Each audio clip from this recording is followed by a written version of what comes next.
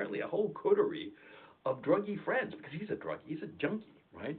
And all these junkies, they're highfalutin, sophisticated, well dressed, but they're junkies.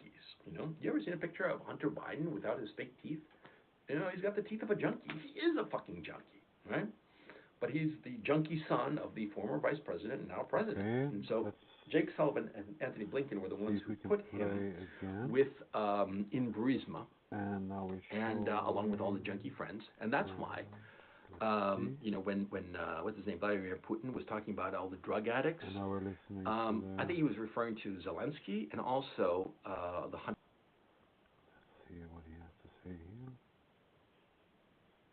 I think he was referring to Zelensky and also the Hunter. Let's see what he has to say. Okay, great. So, great sound and great. There are a bunch of men's clubs, and they're huge, they're enormous, and extremely expensive. I mean, you walk in and you got to drop a couple of grand at least. Check if I can listen to dollars. It. They're extremely expensive. Why the fuck you think that they exist in like downtown Kiev? Beautiful hookers. I mean, incredible, right? So and very expensive and very tasteful, but a nightclub, and so it's fundamentally gaudy. I mean, it's in the DNA of the place, right? But why do you think that there's so many of them? Because these Westerners, these sons of politicians and all the rest of it, they go to Ukraine to play. Cocaine, hookers, all kinds of stuff. And of course, there's all kinds of videotape. That's the thing. That's the key issue. Okay. See, all these guys are compromised. Compromat, as the Russians call it. And the Chinese have this compromat. The Russians have it. The Ukrainians have it. There's all kinds of shit on these people. Okay? And, that's the terror, the panic of the people in Washington. Because most of them, I mean, like, how could I put it? See, if you're a fairly squeaky clean guy, I mean, take my case. I like to fuck around as much as the next guy, right? I've never done anything like really egregious. If anything came out like publicly, I'd be like, it's no big deal. Yeah, because you lead a fairly straight and narrow kind of life. But these guys don't, all kinds of decadences and degeneracies, And if some of the pictures that were on the Hunter Biden laptop are true, we're talking about beyond merely, corruption. We're talking, how can I put it in a way that YouTube won't get me banned or stripped or whatever, deplatformed. We're talking about trafficking in sex, in child, okay? I mean, just really disgusting stuff. And there are pictures, okay, that kind of like prove that shit. And that implicate other people. Yeah, it's all kinds of ugly, okay? And so, the point is that, see, all of these people are all wrapped up in this ball of corruption around Ukraine. Because Ukraine is this trough where they can feed on money and drugs and women and ecstasy. Not the pill, but the feeling, the vibe of ecstasy, of just lawlessness. What Russia used to be back in the 90s, which they want to reimpose on Russia. And of course, which Putin doesn't want, for selfish reasons of his own, the bastard. So anyway, that's what's going on. And so, so we're up to October 2021. So what's going on, as soon as the Biden administration comes to office in January of 2021, right, they start implementing a plan. Victoria Nuland starts implementing a plan. And the plan is very simple. They're going to invade the Donbass, and they're going to take it back from the separatists, right? Now, I'm not going to go into the whole history of it because you all know it. If you don't know it, go and see plenty of videos I've made of. So they're going to go back in and take back the separatist republics of Lugansk and Donetsk, right? And here's something I've noticed about women. See, if you're with a girlfriend or a wife, and she starts saying to you, "Are you cheating on me?" And she starts like checking your clothes and stuff to see if you're cheating on her, she's fucking around on you. It's a tick. Women have this, and it's true, and every guy can tell you the exact same thing. When a woman accuses you of anything, it's because she's doing it to you right now. She says, "You don't listen to me enough." It's because she doesn't pay attention to you at all. You know, you don't love me enough. Hmm? Are you cheating on me? I'm telling you, it's just, it's the way of women, man. And you know, feminists and you know whatever whomever loser is watching this and having like a little hissy fit. I'm sorry, but it's the truth. Okay. Victoria Nuland started saying that the Russians were putting troops on the border with Ukraine, blah blah blah, and getting like a whole hissy fit about it. And what was really going on was that she was encouraging Zelensky, that she had handpicked, hmm, by way of her association with Igor Kolomoisky. They were the ones who decided that Zelensky.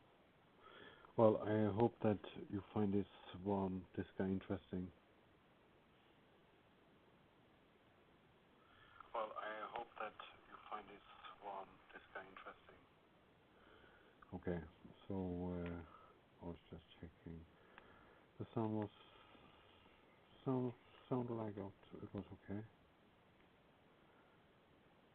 Vehicle, an actor who would do exactly what they wanted.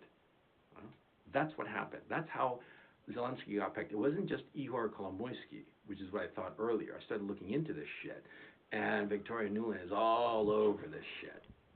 Yep. She's right there with Kolomoisky. They practically had a casting session to decide who was going to be the next president of Ukraine. And they made up their minds and they micromanaged it so that Zelensky became president, you know. But he's a puppet. And he's controlled by Victoria Nuland and by Igor Kolomoisky, or he used to be. Now he no longer is controlled by Igor Kolomoisky, and I'll tell you who controls him now in just a second, okay? So anyway, in January, the word is that now that the Biden administration is in power, they're going to set up the conditions for Ukraine to go into the Donbass, take back Lugansk and Donetsk, and, you know, a big fuck you very much to the Russians. In February of 2021, they even went so far, the Ukrainians even went so far as to declare that they were going to take back Crimea by any means necessary, leaving the door open to the use of force to take back Crimea. Hmm? And who do you think encouraged that? Victoria Nuland, of course. See? So Victoria Nuland is pushing to confront the Russians and egging them on, and they decide to assemble an army. Okay, there's the crisis in April, in the spring of 2021, but things really start going in October of 2021, where Nuland goes to the Kremlin, and in the Kremlin, and word is that this was in Russian. She spoke to them in Russian, and the word is that she used the most, you know, sailor-like language imaginable. I mean, really, really vulgar shit. She basically told the Russians to their faces, told Lavrov to his face, that she would crush his economy unless they did exactly what she wanted, which was no more support for the Donbass, to pull out of the Donbass so that the Ukrainian army could sweep in and take it. And she threatened them to their face. I mean, you got to say that she had balls, okay? I mean, not many people go into the Kremlin and just threaten them right to their face, man. You got to admire that, you know? I mean, see, you can remember, well, you probably don't remember, but in 79, at the end of 1979, Time magazine said that the Ayatollah Khomeini was the man of the year. And everybody had a hissy fit. And I'm like, why? I remember I was like 11 years old, not quite 12 years old, and I was thinking, why is everybody getting upset? He was the most influential man of the year, whether you like him or not, whether you think he's a moral man or an evil man, but he was the man most influential. By the same token, you know, I look at Nuland going to the Kremlin and threatening them like that to their fucking face. Balls. I respect that, you know. I don't like her. I think she's fucking evil, but I can respect that. It was the power move, man. And it must have rattled the Russians because they kept talking about it for months afterward, right? But also it put them on notice. Mm-hmm. And so, all the time, the Americans were talking about Russians putting troops on the border with Ukraine. But what was really going on was that Ukraine was putting its frontline fighters on the contact line with the Donbass. And they were preparing for a lightning strike. It was going to be an invasion, 2 days, 4 days tops. Just sweep through and take over the whole fucking thing and level the whole fucking place, because they were going to do NATO tactics. NATO tactics are American tactics, and the American mode of war is to destroy everything. Kill them all, let God sort them out. Mm-hmm. Kill all the civilians, every man, woman, and child. Doesn't matter. Mm-hmm. kill them all, turn the whole place to fucking rubble, and declare it victory. Hmm. That's what they were going to do, right? And what happened was that, and they were going to do that in March. The word is that the order was going to go on, the invasion was going to happen in mid-March. And the Russians simply beat them to it. Because one of the things that freaked out NATO back in the spring of 2021 was that there were some problems, and the Russians moved about 150,000 soldiers in 72 hours. It freaked the fuck out of NATO, because that's a lot of fucking men to move in that short time, okay? And yeah, there's been a lot of issues like logistics now in this invasion, be that as it may, but moving the troops around like that, the Russians did it, and they accomplished it. And so the word is that basically Putin realized that the Ukrainian army was going to sweep into the Donbass, and he wasn't going to let that happen. Because what happened was, of course, and what we're seeing with some of the atrocities of the Ukrainian armed forces, you see, after the 2014 coup d'etat, right? All these extremist groups, yeah, you know, the right sector and all those people, they were disbanded nominally, and they were integrated into the Ukrainian armed forces, okay? But they were spread out throughout. And so they acted as stiffeners insofar as extremism within the Ukrainian armed forces. Because there's a concept of stiffening, which is in military, sometimes what's good is that you have, like, for instance, you have a fuck-up unit or a platoon that's not very good. And so you bring in, like, a really, really good soldier, and he acts as a stiffener, a stiffening agent to make the whole unit stronger. And he comes in and sort of like imposes discipline. He's not a sergeant. He's not a non-commissioned officer. He's simply a soldier that has been given direction to bring up the standards of the whole unit. And that helps a lot. And that's why, for instance, professional mercenaries are often used, and have historically been used, as stiffeners for large armies of less disciplined soldiers, because they are brought in and spread out around, and they bring up the morale and the discipline of all the units, you see, instead of having to train each. Like, if you don't understand how important what he's saying, then I'm sorry, you're just not gonna make it.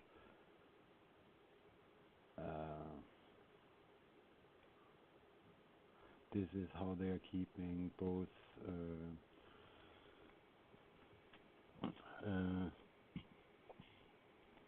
Antifa and the neo-Nazis, the Azovs. This is how they keep them.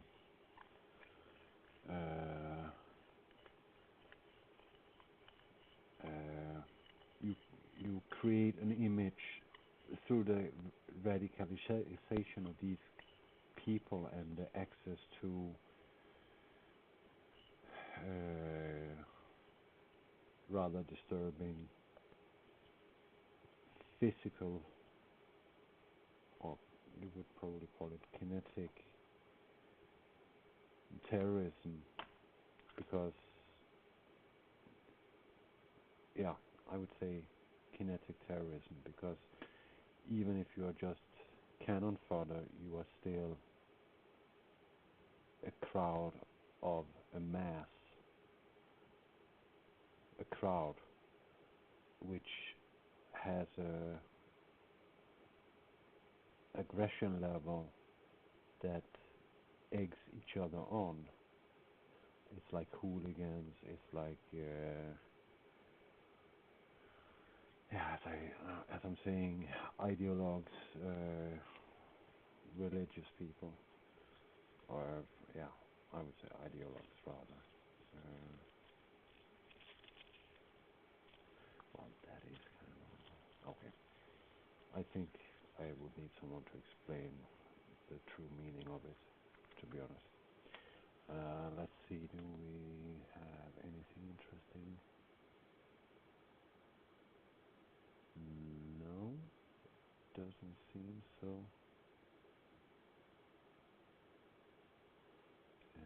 But how do I do it? Okay.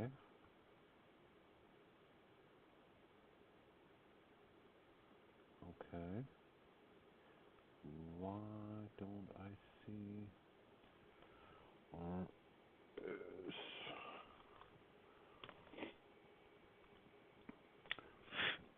and also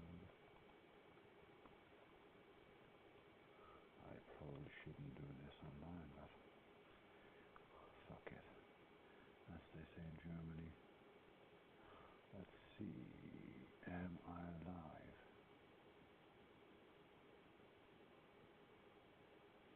No. Live? No.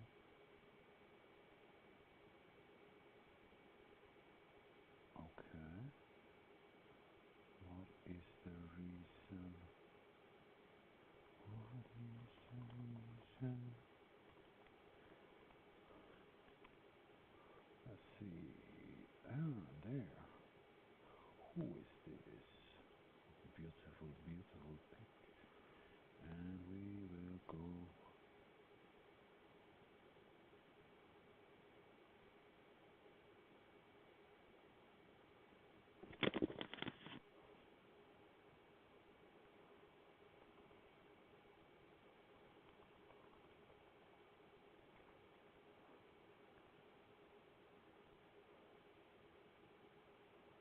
Nothing. Okay, been logged out.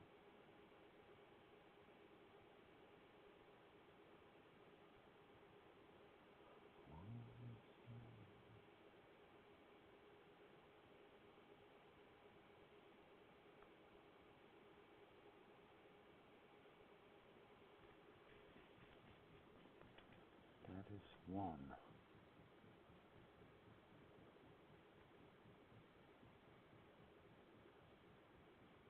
Okay. And how do I respond?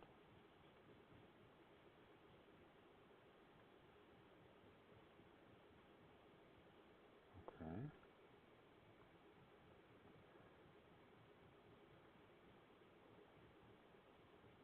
I don't really understand because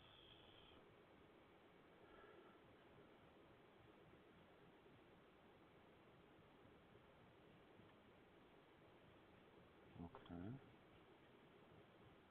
what happens if I do like this? I go like this.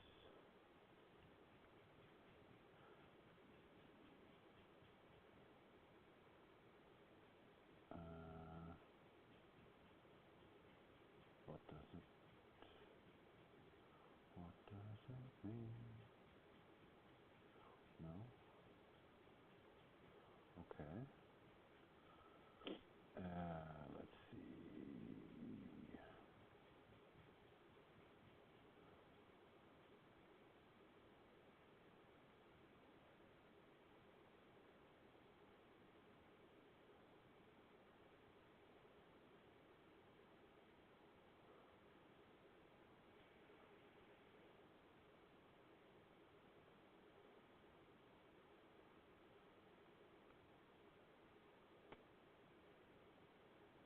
Okay.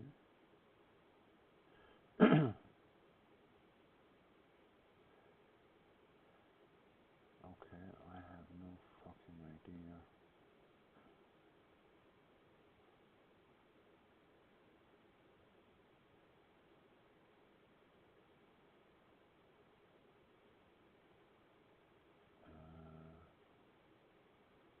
RLS.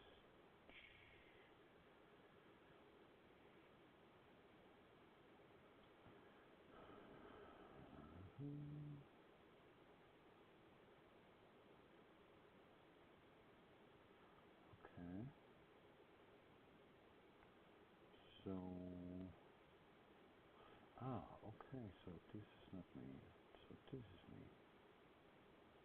Subscribe. Okay.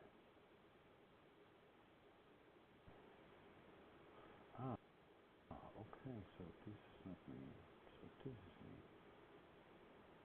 Subscribe. Okay.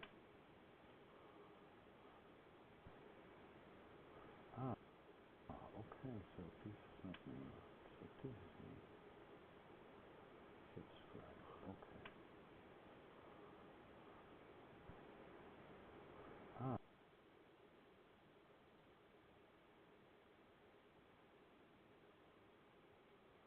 okay.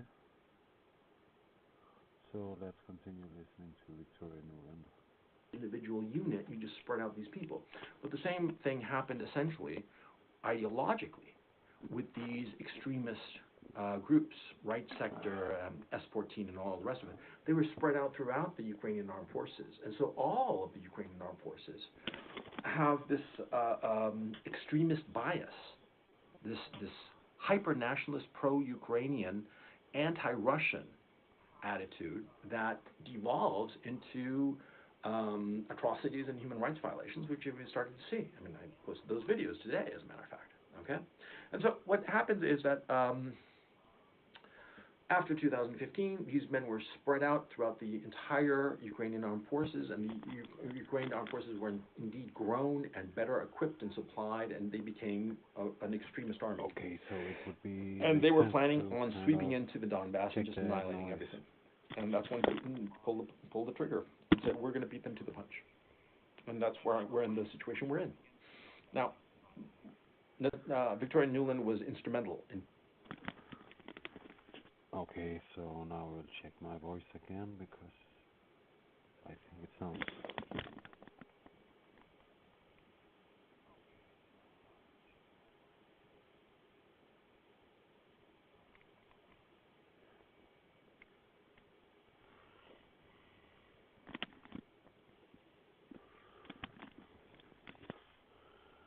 I feel like I'm not the smartest cookie.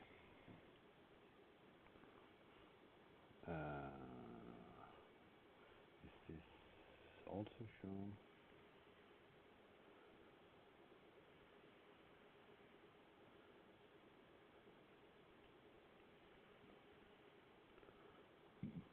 Oh, sorry, I'm a piglet. So let's see what is in the news. Nah, boring.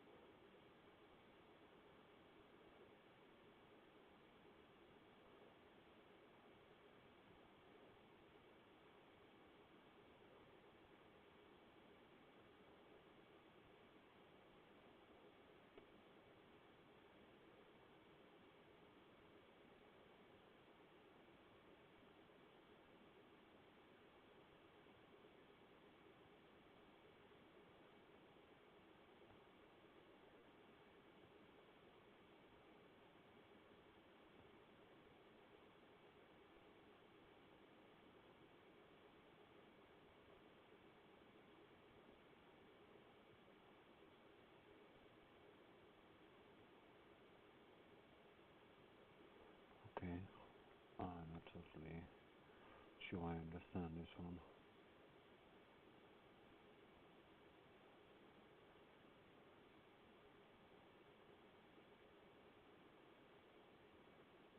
That's funny.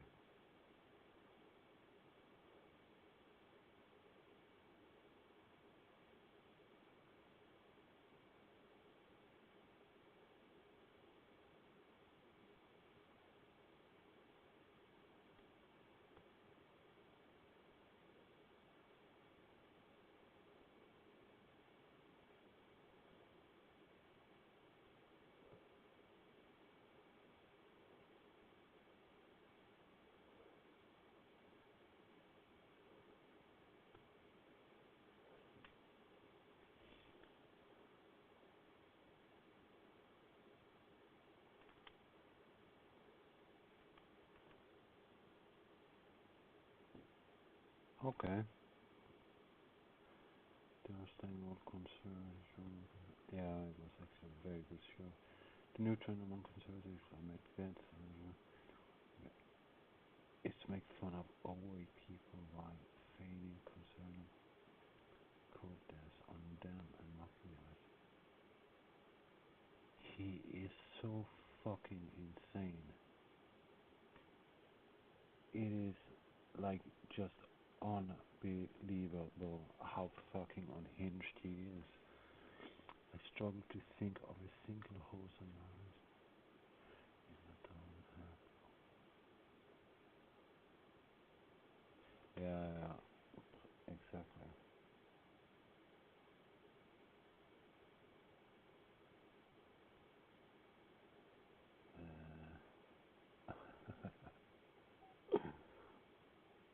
He's really shooting. You're just mad because you're fat.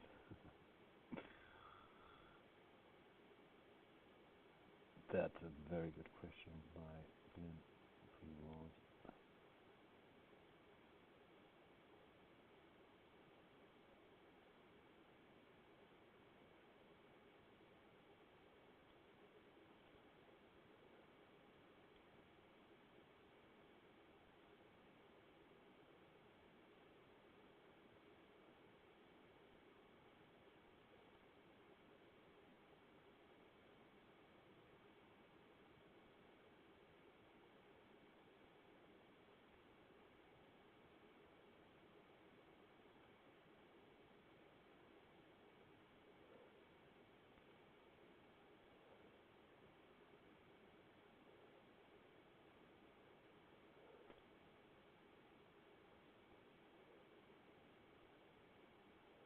Yeah, I like her.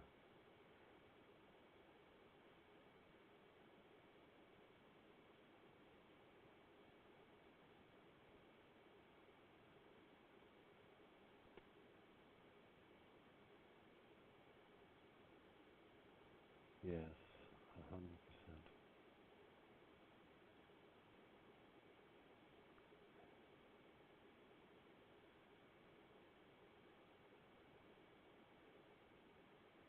That's actually a good point. If you have parents, okay. Let me show you. Blood. Yeah, exactly. This one was. This is not even.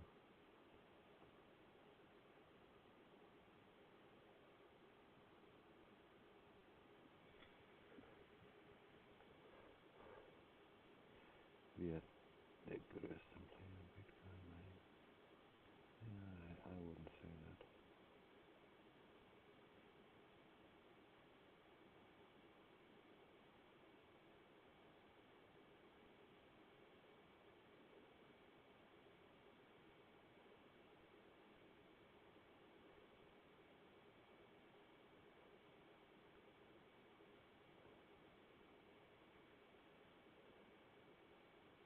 Okay, let's listen to this one.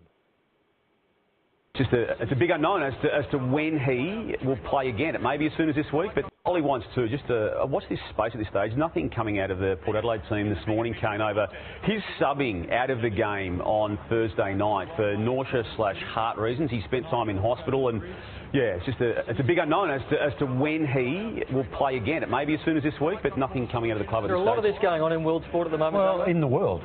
World sport. Yeah, I think a lot of athletes have got these issues. And are you, Brownie, referring to the booster shots and the booster shots? That's obviously the word going around.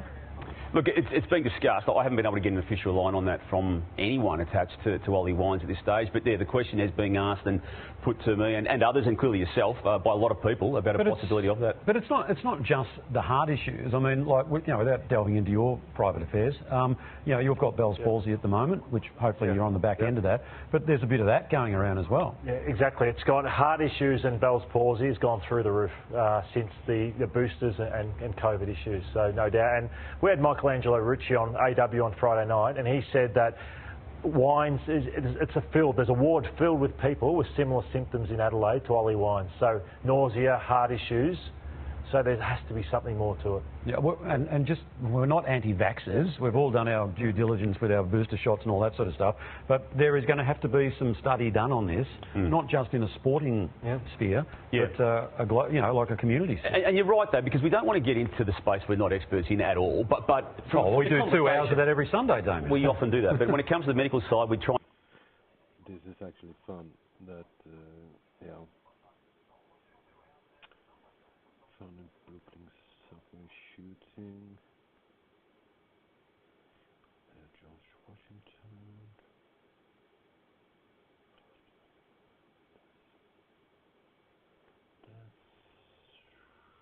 That's actually a good question. I would like to see that. Okay, but let's just... this is the one that I don't like. I don't like this kind of...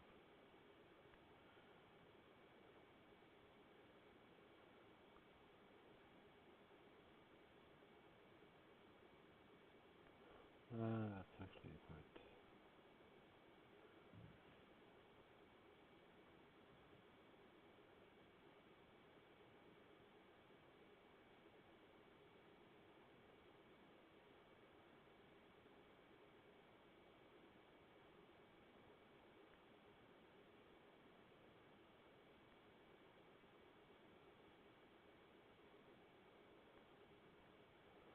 That's true. I actually agree with this.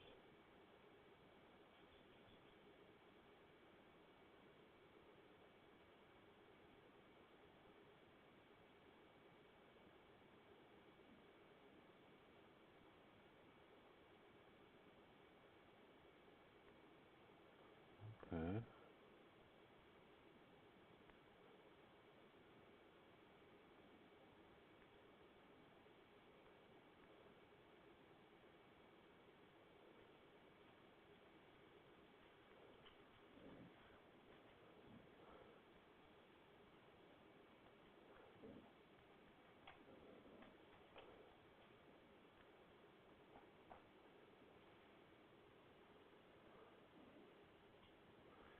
Go to bed.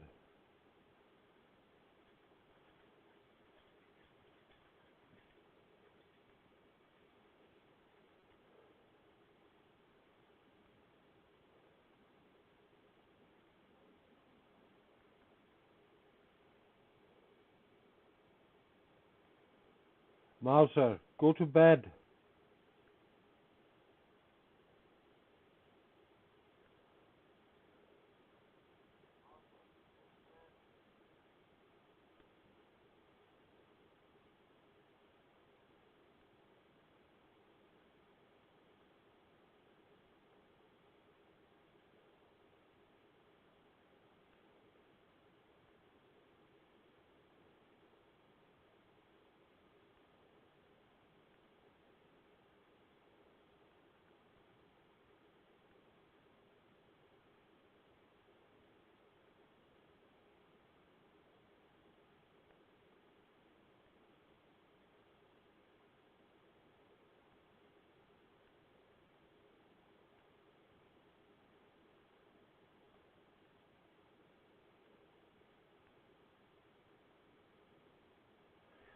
But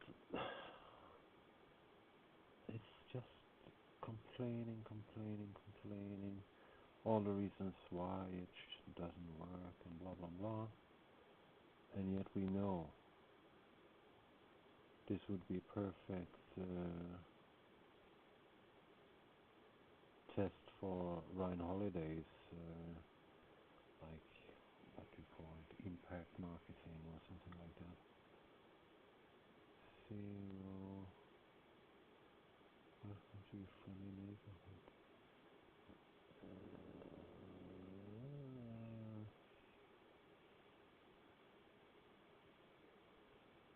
Okay, good. Let's check this one out.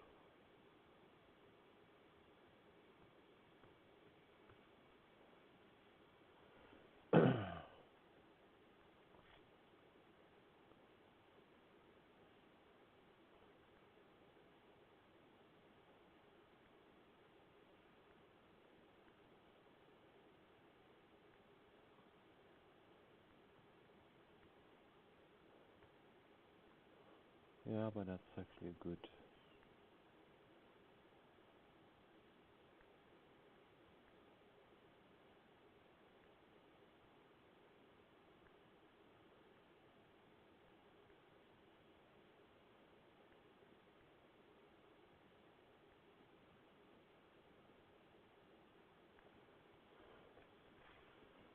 Huge in any respect, marginal. Yeah, I would say so. Okay, I would actually agree with this. Yeah.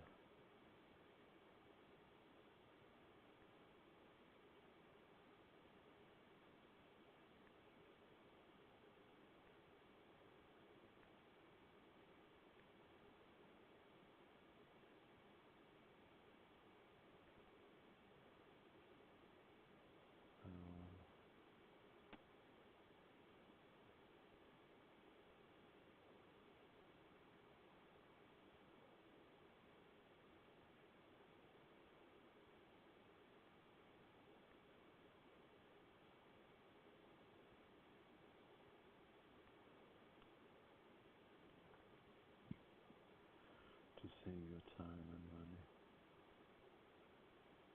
Okay.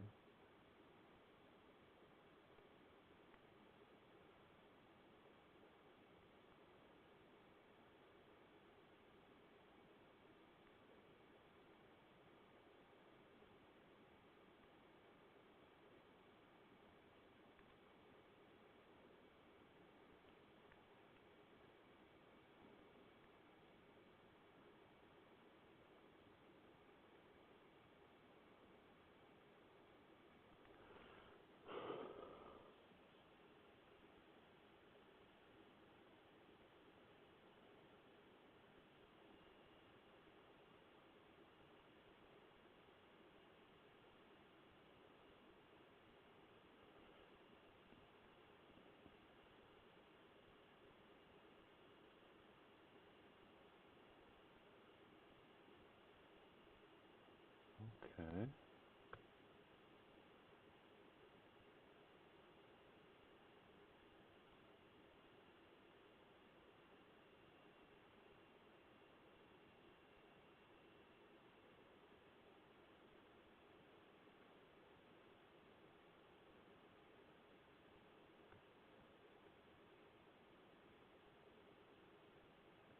Okay. Let's see. Okay.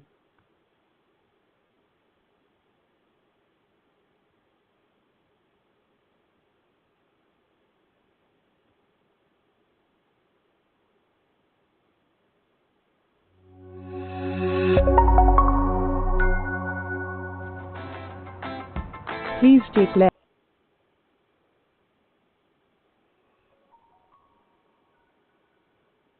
Okay. You have reached your destination.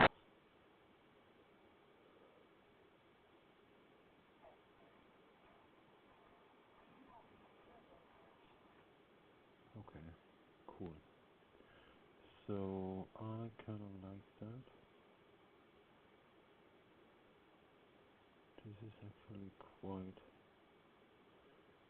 That's actually a good idea.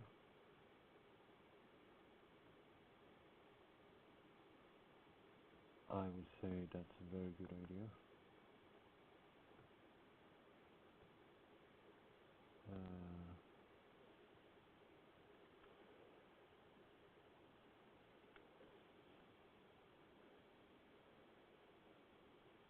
I have. That was his. That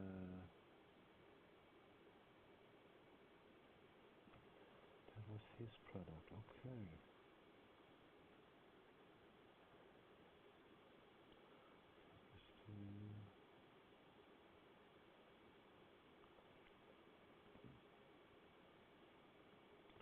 Oh, wait a second.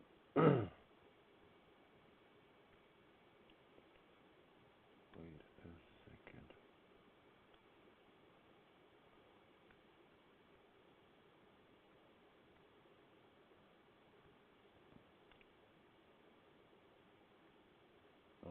illicit market.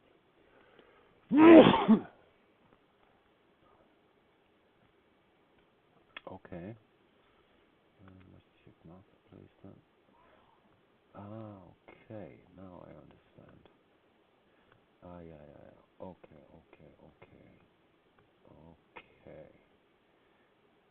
Good job, I would say. Okay. This guy is actually...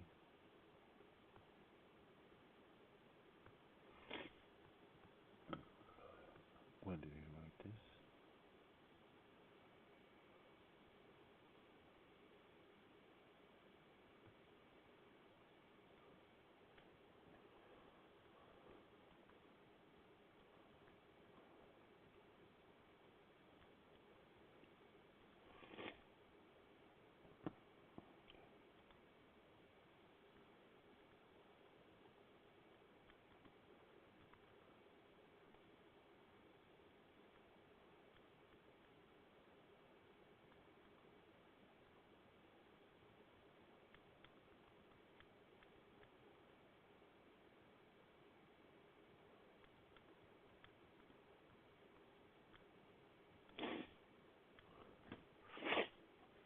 So what I like about his business,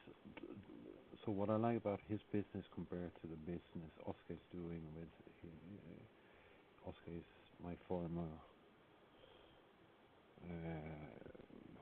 partner.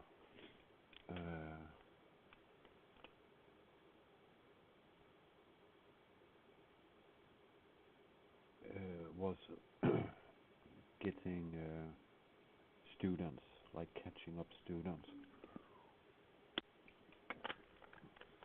Because in my view, if someone is willing to do the studies and work at the same time, they have a fantastic mindset.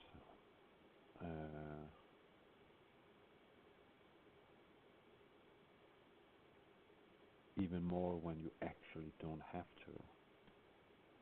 That is the real show of character.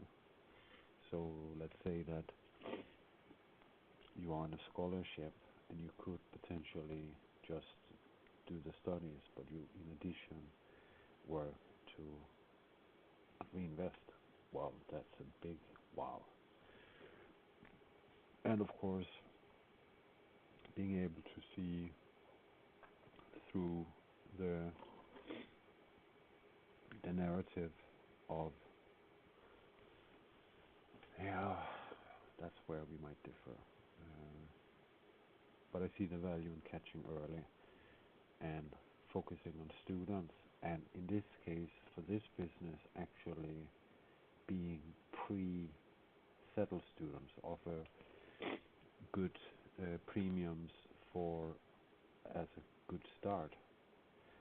So, for example,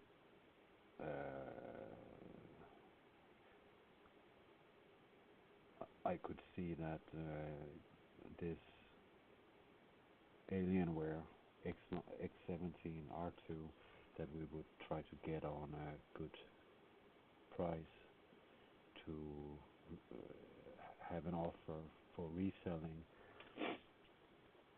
like this guy's doing on where was it? Here.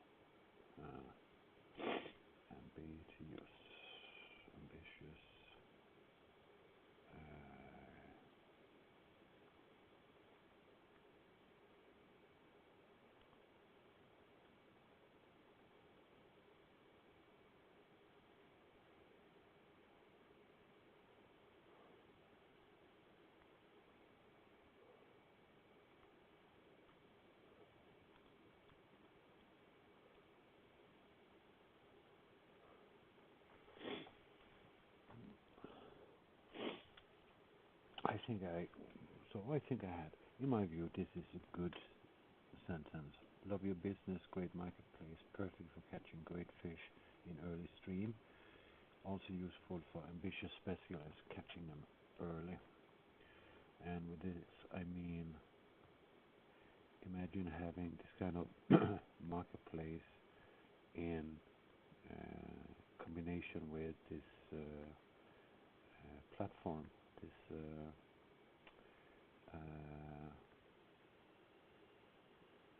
portals and CAD. What can it be? General.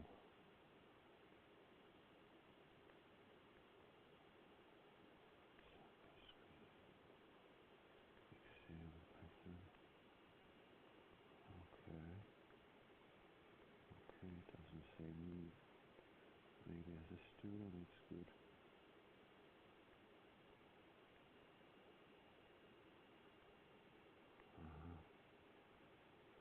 Okay.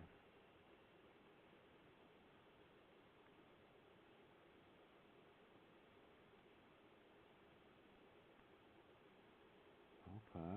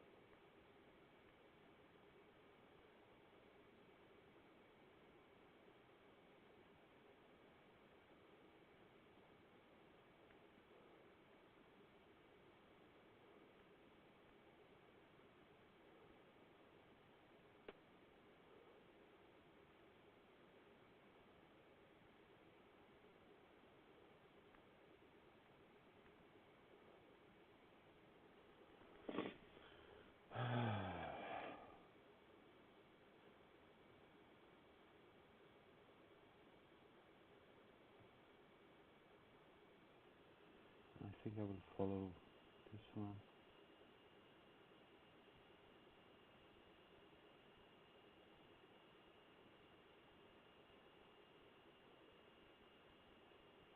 India's largest what?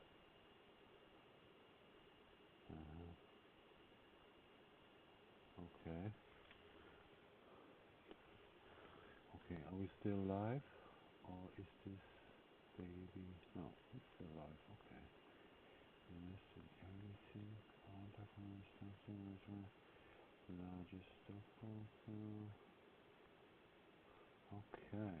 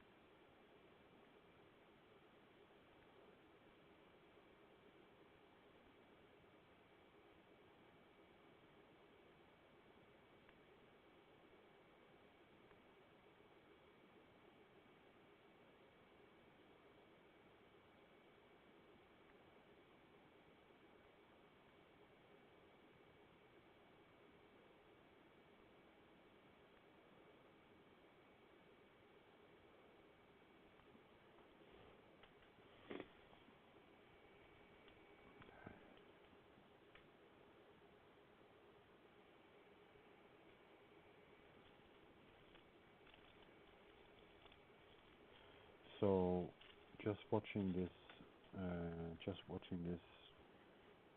what I read, this, like, for me it sounded really interesting that I'm thinking about GDXP with the Bitcoin and check what they would say has a potential when you compare it to the trading desk of TDXP.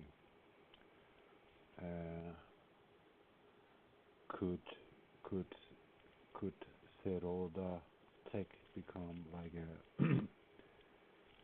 registered fund, maybe, that you could trade directly in rupees, and on the Seroda Tech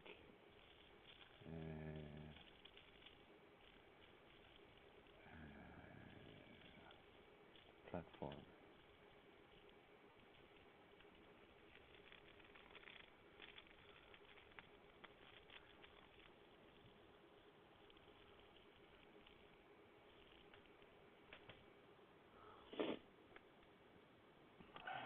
Suddenly I get a feeling that I should check. Can you turn down? Okay, never mind.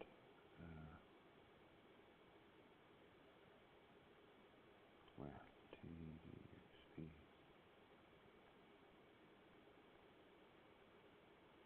Okay, let's check.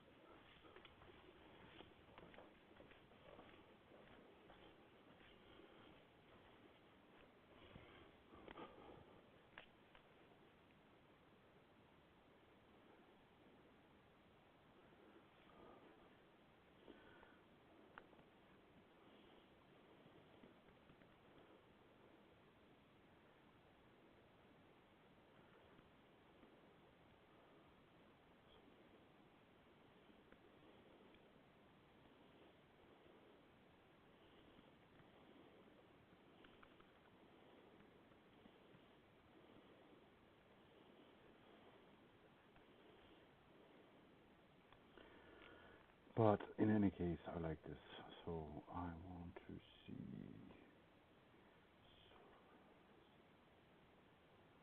Okay. Letter. Ring matter.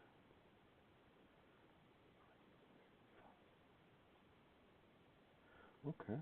This could also.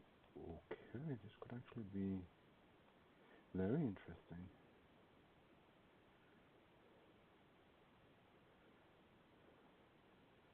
Making sense of the madness. So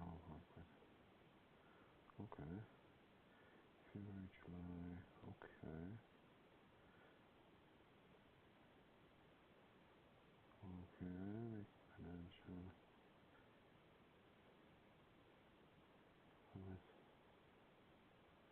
And Rohan, but what? Is there more information or what?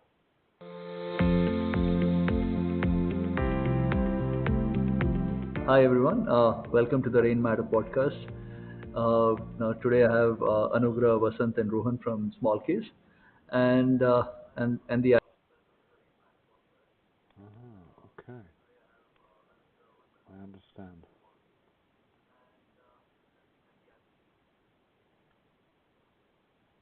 Stock investing, Small Case. Exchange traded funds. Okay.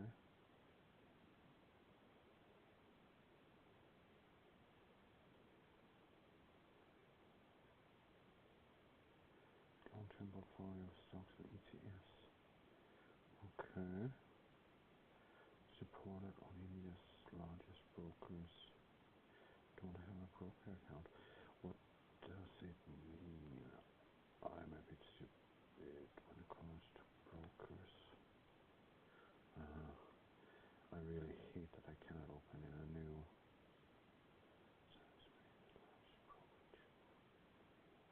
or DMAT. Okay, so we need a local phone number. But that shouldn't be too hard.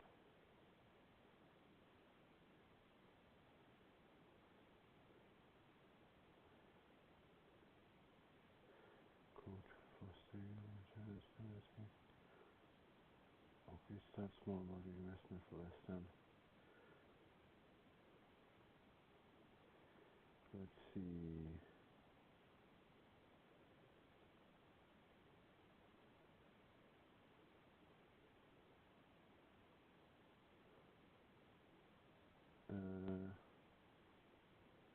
No, I wouldn't. No. This doesn't feel like a free long-term monthly. Nifty ETF cards. This one could be interesting.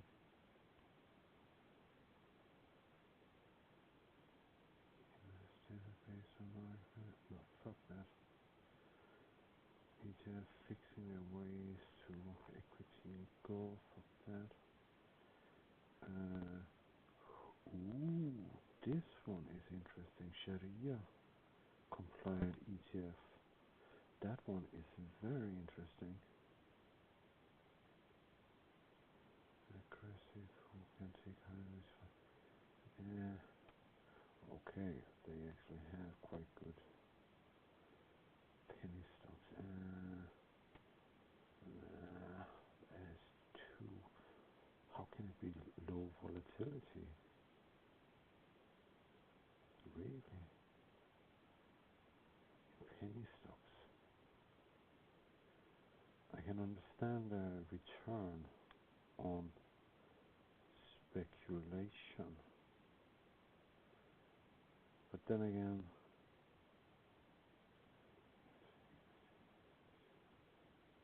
nah, the wisdom and also making wise. Yeah.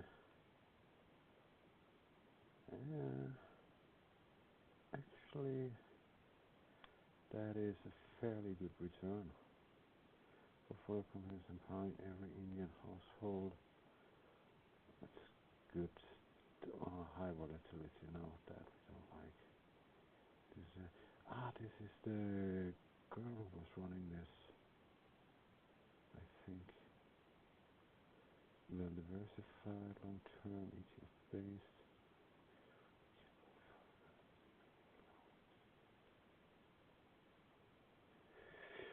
You could actually create bonds, I would say.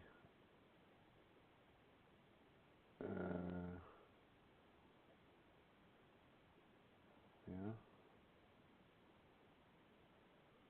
Okay. Okay, those red ones we don't like. That we can agree on.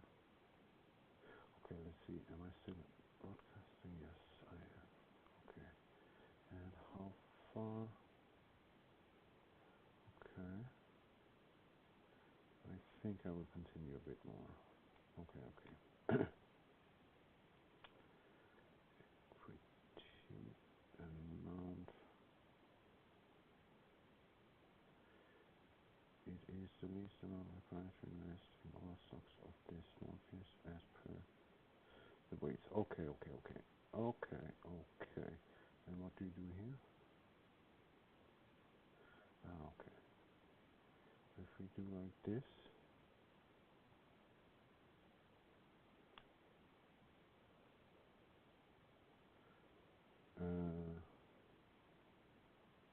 okay, so the smallest investment in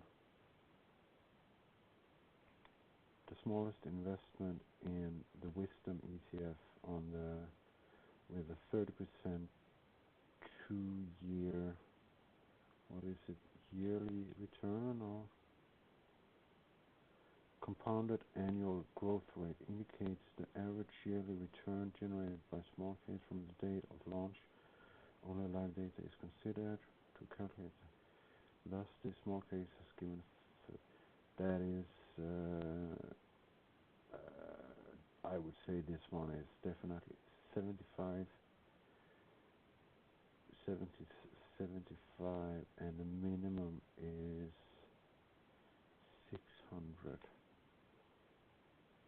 Okay, so the minimum total would be 3 months. Okay, so let's see. So if we do 75,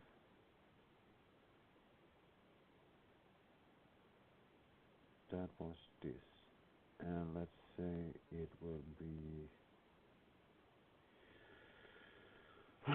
think 755,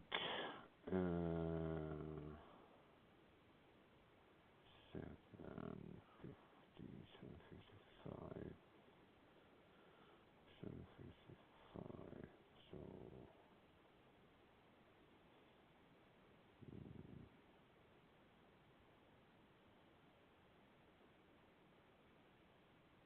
yeah, 36. Okay, so 36.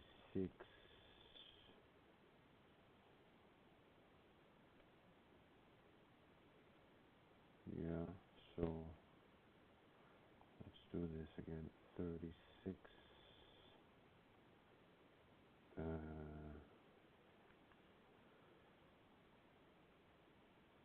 Yeah, let's say so. Okay. Okay. So, in essence, we would be able to say like this, that on a 6 months basis, 6 months, you will totally invest 200, let's say 200. And for that you will get a guaranteed,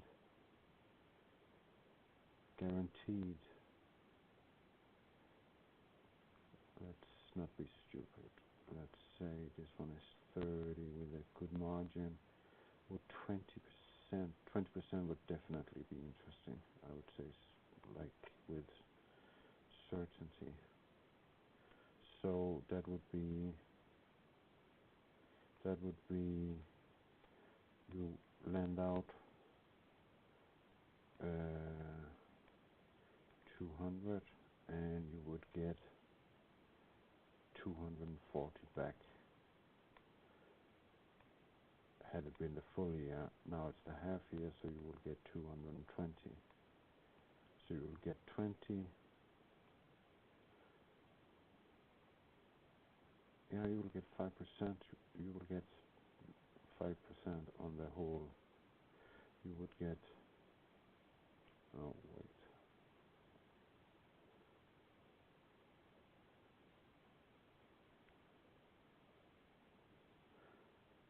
Yeah, you will get 10%. Yeah, of course. You will get 10% extra for 6 months. Yes. No, that cannot be. Yeah, 10%, which is 20, and of course, yes, of course. Yeah. So that would be the unique cell. Or I wouldn't say unique cell, but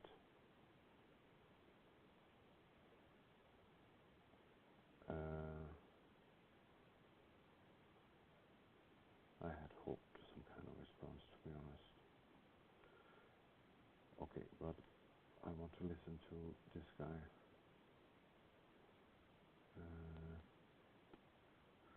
Okay, let's see if we have a new.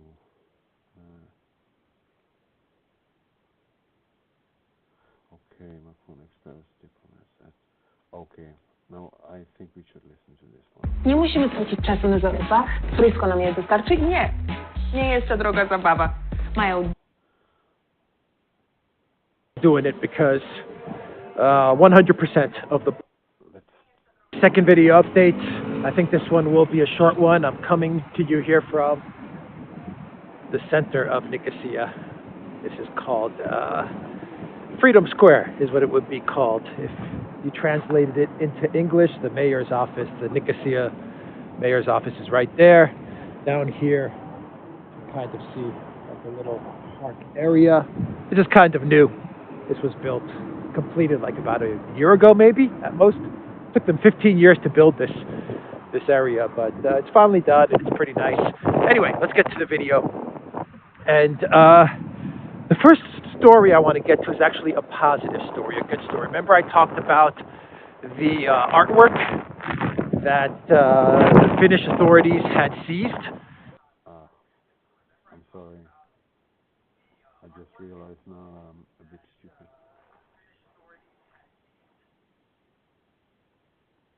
Yeah.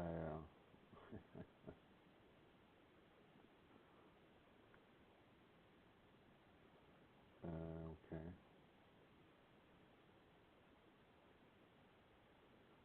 That is good. Let's see. I think this is the one. Yeah. I tried to. The reload is actually very bad.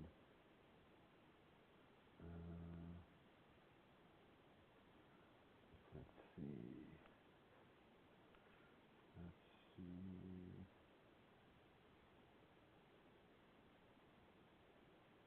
No.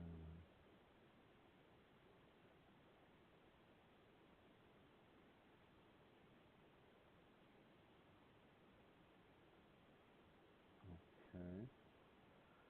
This one is interesting, of course. Okay, so let's see. Alienware X17R2.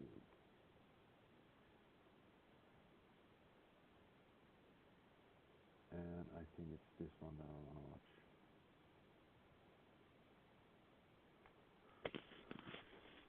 So here we are with the Alienware X17R2 review. Now, if you've been following the channel and you like Alienware, then you'll know that we absolutely loved the Alienware X17R1. It came out of nowhere last year, and it became quickly one of our favourite laptops of 2021, and definitely our favourite 17-inch gaming laptop. So with Intel releasing their exciting 12th gen CPU, and Nvidia releasing the Ti range of 3000 series of cards, it seemed only right that Dell would relaunch their X17 as the R2 with these upgraded components. Now externally, this laptop is very similar to last year's model, so what I will do is put timestamps down below in the description, so if you want to skip ahead because you're familiar with the X17, feel free to do that. Now before I actually start...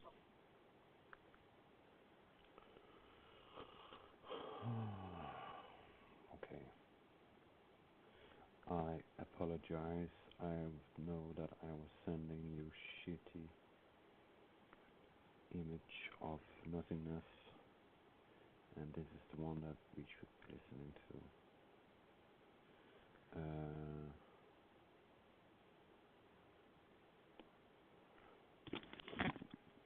So here we are with the Alienware X17R2 review. Now if you've been following the channel and you like Alienware, then you'll know that we absolutely loved the Alienware X17R. Okay, God. Yes? R1. It came out of nowhere last year, and it became quickly one of our favourite laptops of 2021, and definitely our favourite 17-inch gaming laptop. So with Intel releasing their exciting 12th gen CPU, and Nvidia releasing the Ti range of 3000 series of cards, it seemed only right that Dell would relaunch their X17 as the R2 with these upgraded components. Now externally, this laptop is very similar to last year's model, so what I will do is put timestamps down below in the description, so if you want to skip ahead because you're familiar with the X17, feel free to do that. Now before I actually start reviewing this laptop, what I want to quickly do is talk about the options that are available for this X17R2. Now I have configured here the i9 with the 3080 Ti, 32GB of DDR5 and the 1080p panel. Now in the UK this will cost you a whopping £3,600, which seems like an incredible amount for a laptop, and I was shocked when I first saw that this was launching at that price. But when I looked around at the competitors, in the UK in particular, I found that this is actually reasonably priced compared to all their other alternatives out there, like the Razer Blade or the MSI G76, both of which are actually more expensive than this model. I also want to point out as well that as of the moment, on this laptop, in the UK in particular, we've only got a choice of a 3060 or the 3080 Ti. Now that's really quite frustrating. I would have liked to have got a 3070 Ti as well to see how well that performs. So as it is, I've just got the 3080 Ti versions in. But I have got the i9 and I've also got the i7. Now by the time you're watching this review as well, Justin from Justin Tech Tips and myself will have done a video benchmarking the i7 against the i9. So I will put a link down below in case you want to watch that to see how well each of these CPUs perform. And also talking about the options, my biggest gripe with this laptop this year is the fact that on release all we're getting an option of is two 1080p screens. The base 165Hz panel and the upgraded 360Hz panel. Now I've got both of those panels in and I will put both of those in this review so you can see the differences between the two. But at the moment there's no 4K 120Hz option. That will be added later. Now my biggest gripe with this is that last year when they released the X17 I was crying out for the QHD 240Hz panel that some of the competitors were getting. And again, we're now in 2022 and still all these competitors are getting the QHD with 240Hz as a premium upgrade. And in my opinion, the QHD 240Hz panel is the best option to put with a 17-inch laptop with these specs. Now, if you're a content creator, the 4K 120Hz is a great option because you can use it for gaming and content creation. It's great for that. But pushing games at 4K, even with this modern technology, is very difficult. And most of us would prefer higher frames per second with a slightly lower resolution than trying to game at 4K. So that QHD hits an absolute sweet spot. I'm hoping that one day Dell will start listening to its fan base and its customers and start putting in the things that we are genuinely asking for. So with that out of the way, let's get on with this review. And in case you haven't seen the X17R1 and this is completely new to you, this X17R2 chassis is the same, and we've got the beautiful lunar light outer and dark side of the moon inner, providing with a great contrast between the sort of the black and the sort of just slightly off-white colour scheme of this laptop. And this is something that I absolutely loved when they released, because you get the great lunar light finish on the outside of the laptop, but when you open it up and you're using the keyboard, in my opinion, the keys in the black is better because it contrasts well with the RGB. And if you've ever had the lunar light keyboards, particularly when you set certain colours on the RGB keyboard, you'll notice that it doesn't actually show that well on the keyboard, whereas the colours really pop on this dark side keyboard. Now I know some people like the fact that you used to get a choice between the lunar light and the dark side, whereas now you're stuck with just this one colour choice, but in my opinion this is quite a good compromise. I also want to say, having used my Area 51M for over a year now, and an X17 for nearly a year, this finish holds up really well. Something that didn't with the first revision of the lunar light, it did discolour, but with this new high endurance coating that they provide, it actually holds up really well to everyday use. Now don't get me wrong, this dark side of the moon will sometimes get finger oils and greases, but you can clean that off, and it certainly doesn't pick up fingerprints as much as an XPS or a razor blade. So this is a great compromise in my opinion.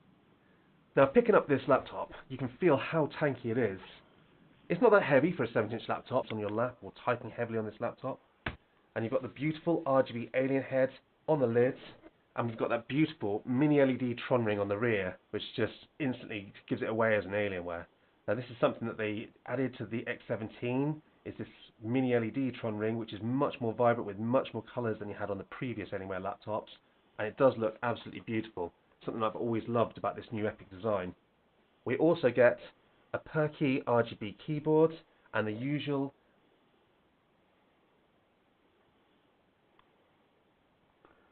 So I actually want to get this machine, and I would like 2 of my friends who are... Finally, after many hours of very thorough testing, we've got our full and honest review of the latest 12th gen Alienware gaming laptop, the all-new Alienware X17 R2.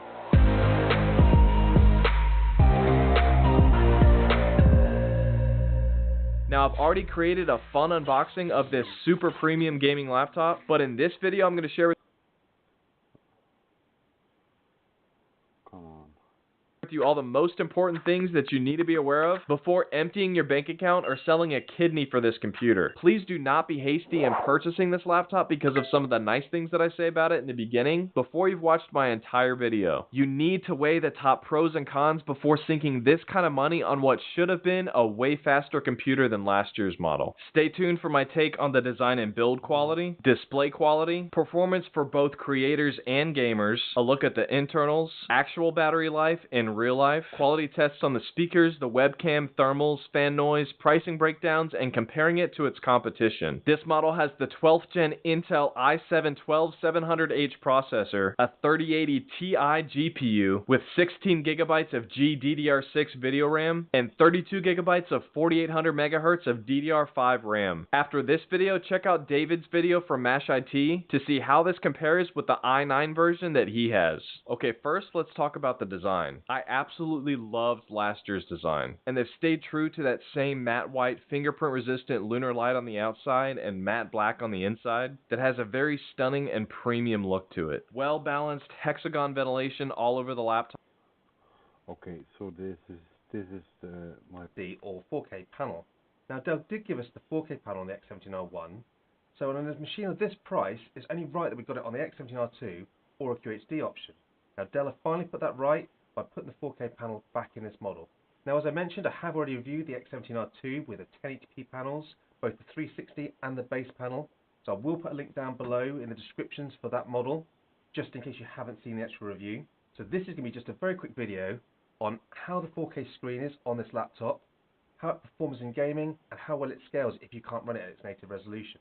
Now when this was also launched, there was only the X17R2 with a 3080 Ti or the 3060. We tested both of those in this machine. Now finally they've also released the 3070 Ti version, so we decided to get that in with this screen so we could test that at the same time. I'm also going to be interested to see how well the 3070 Ti copes with this 4K panel. Now before we dig into some gaming and benchmarking of that 3070 Ti, I want to just quickly talk about this screen. Now yes, it is quite an expensive upgrade over the 1080p, but you're getting a fantastic panel with this 4K model. It's incredibly bright, it's got a great colour gamut, it also has the advanced Optimus and G-Sync, and although the response time isn't as fast as the 360Hz panel that's available in the 1080p, it's still incredibly responsive for gaming, making it a great all-round option for someone looking for a laptop for content creation as well as gaming, whereas the 1080p is a dedicated gaming panel. So as I've discussed before, if you're buying this machine purely for gaming, that 1080p is still a great panel and maybe a good place to save some money. But if you're looking at a machine for content creation, media consumption, and for gaming, then this 4K panel is absolutely fantastic. Now when I reviewed the X17R2 with the 3080 Ti, we got the revised 330 watt slim power brick. If you buy this model with the 3070 Ti, Dell actually gives you the 240 slim power brick. And this model is a fair bit slimmer and smaller than the 330 watt model, obviously being only 240 watts, making this package even more portable than with the newly revised 330 watt. But in all honesty, both of these redesigned power packs are impressive for the size of the actual power they're outputting, and you'll be happy with either one that you get. So before we start looking at actual 4K footage on this screen, just want to briefly talk about the actual RTX 3070 Ti that we got in this laptop.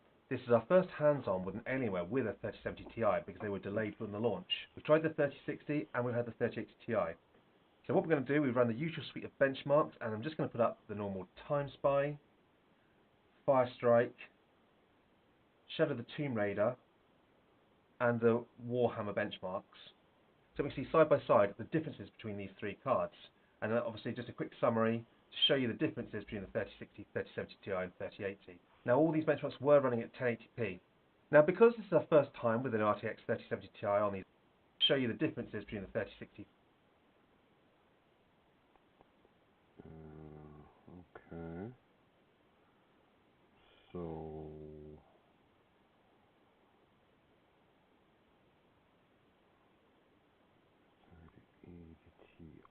which one would that be? Is that this one? But this one was the 6 months ago, right? This one, Alienware.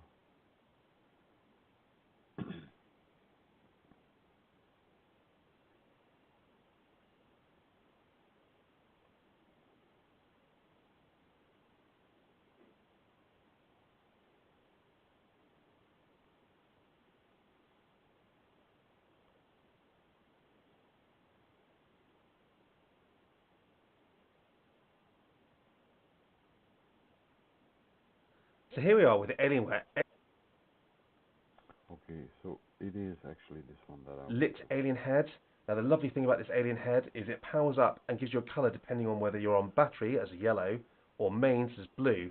And if the battery is charging, it alternates between the yellow and blue. It's really lovely. So if you ever accidentally knock your power adapter out the side of your laptop and you haven't realised, you can instantly see by the status on the alien head. Now the power adapter plugs into the left side of the machine, and we have a headset jack on the right. All the other ports are on the rear of this laptop. Now this is great because it does keep the clutter to a minimum when you've got everything plugged in the back of your laptop. You have the cables coming out the back and off the edge of your desk. That is lovely for keeping your laptop looking clean, especially if you've got it as a desktop replacement, you've got it sitting beside your monitor. But it's difficult if you're a person like myself that's constantly plugging things in and out of your laptop, because you will find that you're constantly having to reach around or spin your laptop trying around to try and find the ports. Whereas on the older Alienwares, having some of the regularly used ports at the side is incredibly useful, especially a USB or a memory card, because these are the things that you're plugging in and out regularly, and it's nice to be able to easily access them. But yeah, I can understand why Alienware have done this. It has kept it clean.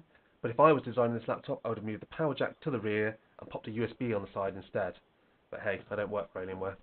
Now, even if this laptop is turned off, once you open the laptop, it will instantly start booting up, and this is a lovely feature, especially for myself that's very lazy, can't be bothered to open it and actually press the power button. But if you don't like that, you can go into the BIOS and actually turn that feature off.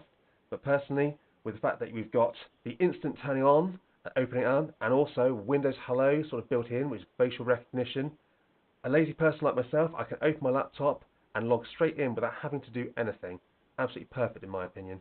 Now the trackpad is good and it is responsive, but in my opinion it is very small, especially when you look at some of its competitors. But in all honesty, if it's a gaming laptop, how often are you genuinely using your trackpad? And in a pinch, it's absolutely fine, and most of the time you'll probably be using your gaming mouse. And as we move up to the keyboard, we've got a choice. We've either got the Alienware standard chiclet keyboard with the per key RGB backlighting, or we've got the Cherry MX mechanical keyboard, which is the model I've got here. Now I have got both of these models in, and I will be doing a very quick side-by-side test of both the keyboards so that you can see the difference, and I will pop a link to that up above. But if there's no charge between these two, I reckon the majority of people get the mechanical keyboard. It is a fantastic keyboard to type on, and I've really enjoyed my time using this keyboard. But it is like a Cherry MX blue switch, so there is some noise to this keyboard. Now, as per last year, the layout is the same, and as amazing it is to type on, there are a couple of drawbacks. Firstly, the secondary symbols are not backlit. Now, that's a real shame. I know Razer have been doing this for years in the European market, and now since last year, Alienware have started doing this. And when you're using your keyboard in the dark, it's the secondary functions you usually need lit, because you don't know where the brightness or the speakers often are, because they're never always in the same place from laptop to laptop. So it's a real shame that Alienware used to do this and have suddenly stopped with the release of this X series of laptops. Also, with regards to the layout of this keyboard, with this X17 and X15 range, we've now got a row of multimedia keys down the side. That can be quite useful, but the way that they've actually achieved this is also by crushing the cursor keys into the keyboard. Now, you get used to it, don't get me wrong, but I have mishit when I'm trying to hit either the shift or the control. I've actually hit a cursor key because it's pushed into where you'd expect those keys to be. Now again, the previous M17 and M15 series of keyboards were absolutely perfect. I don't know why Dell thought there was a need to change it. But once you do get used to it, it's still a fantastic keyboard to use and to type on, and in my opinion, pretty much the best keyboard in the gaming laptop market. Now the speakers are very average for a laptop at this price point, and if you've ever used a MacBook Pro 16 or even the new 14-inch, you'll be incredibly disappointed when you hear the speakers on this laptop. But this isn't just a fault of Dell, this is most Windows gaming laptops, and I don't understand why they feel that there's no need to put decent speakers in a gaming machine like this.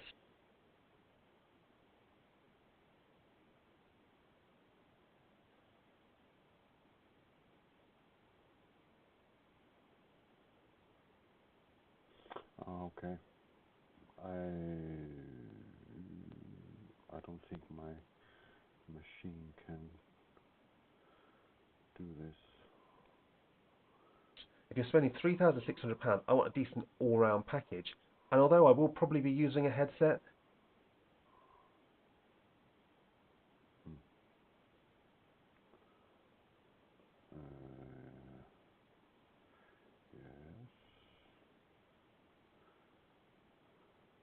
sometimes it's nice to be able to just use your inbuilt speakers to listen to a podcast or play some games on the go. So I really wish Dell would spend the extra $5, $10 or pounds and put in a decent set of speakers into these laptops. And above the keyboard you can see we've got plenty of air intakes. Now with this laptop you've got air intakes in the top and underneath.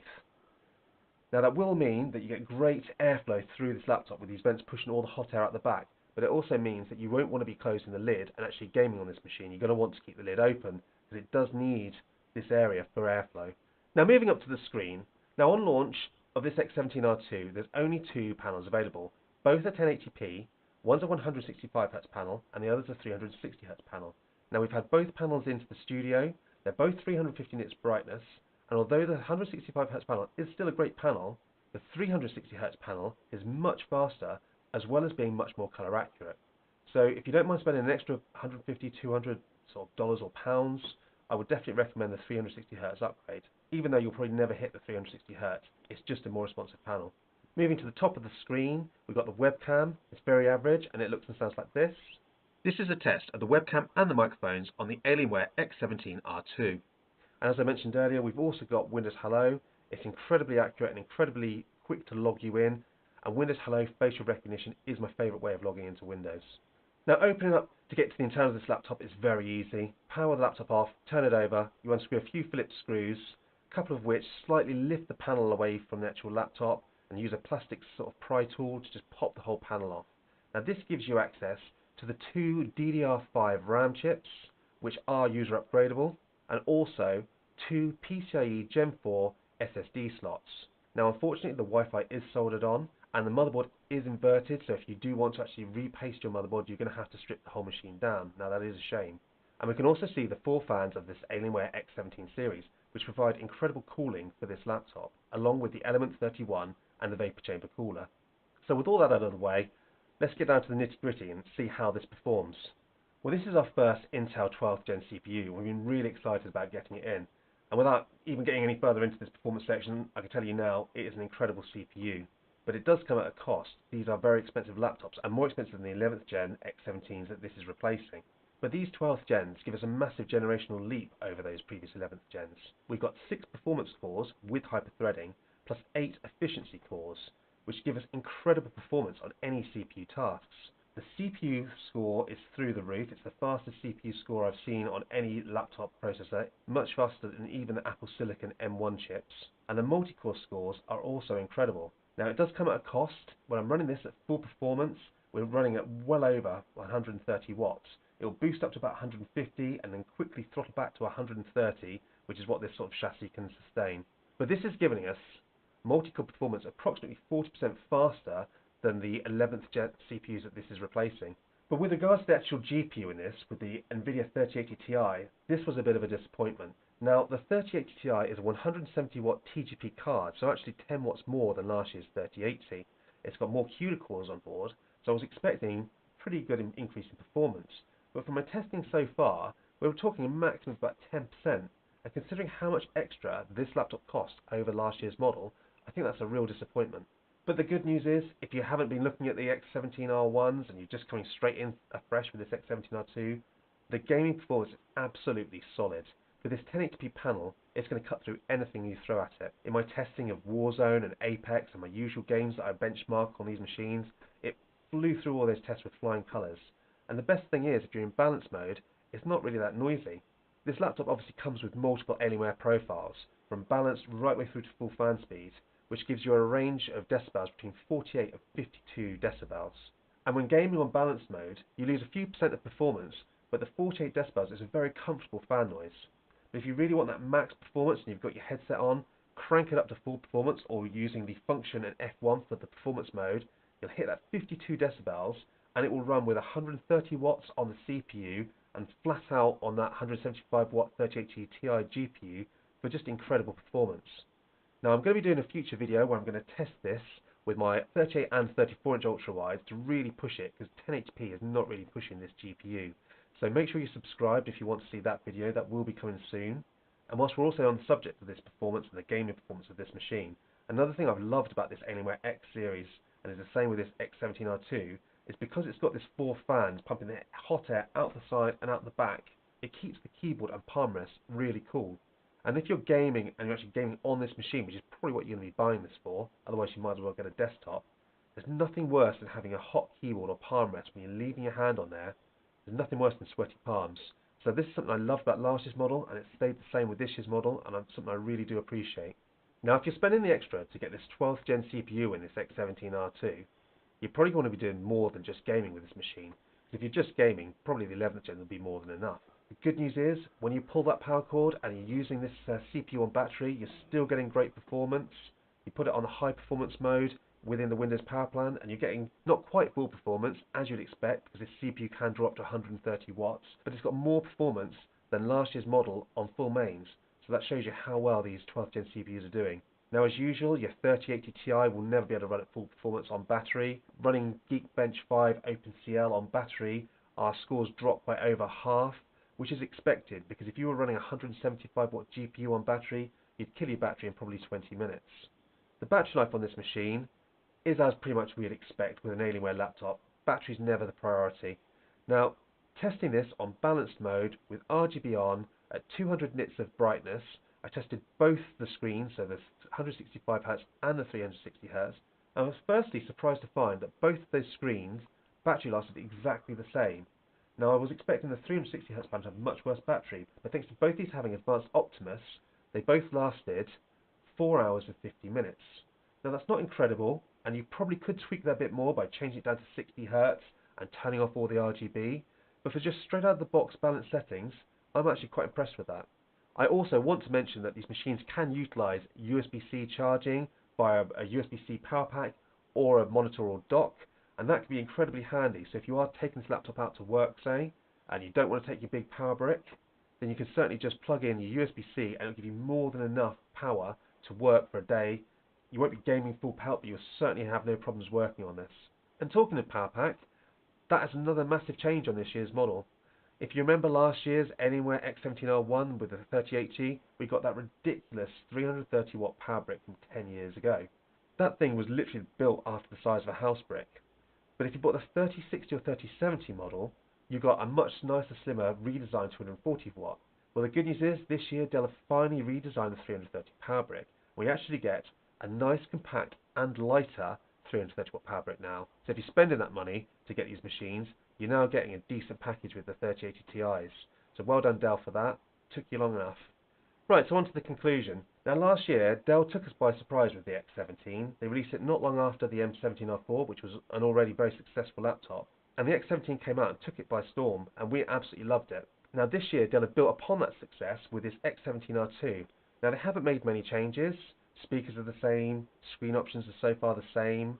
All we've done is we basically added in 12th gen CPUs, DDR5s, and the option for a 3070 or 3080 Ti graphics card. Now if the prices were the same as last year's, it would be an absolute no-brainer to say go out and buy the X17R2. But the prices of this year's, and it's not just Alienware, it's pretty much all brands with the global supply and all the other problems that we're having at the moment, but the price of these laptops this year is incredibly expensive. Now $3,600 for this i9 with 3080 Ti, that's probably going to be out of a lot of people's budget. So in my opinion, if you're just after a gaming laptop, I would suggest you look for a bargain on an X17R1. You're getting the same chassis, you're also getting an RGB trackpad if you buy the actual 3080 model, something that Dell have actually taken away this year for some unknown reason, and you're getting pretty much the same performance in a gaming load. The only way you're going to see a real benefit with the X17R2 is if you're using this machine for work as well as play, and in that case you may be able to justify the extra for this amazing 12th gen CPU. So that leads me to my two biggest gripes about this X17R2 is first one I've just mentioned, they've taken away the RGB trackpad. Why Dell? Everyone loved that feature. This is a really expensive laptop. Why would you take away an RGB trackpad that your customers loved? No idea. And secondly, where is the QHD option? This is 2022. All of your competitors have it. Dell, why aren't you providing it? So that's my two biggest gripes with this laptop, and it's something that Dell could have easily addressed. So those are my thoughts on this Alienware X17R2. We will be coming out with a deep dive very soon when we're going to have a much deeper look at this i9 and also be putting this i9 against the i7 model that we've also got in, just to see how much difference and whether it's worth that price for the i9. And also I'd love to hear your opinions. What do you think about this X17R2? Do you think it's worth the massive price increase of laptops of this year? Or do you think you should buy the X17R1? And lastly, thank you for watching.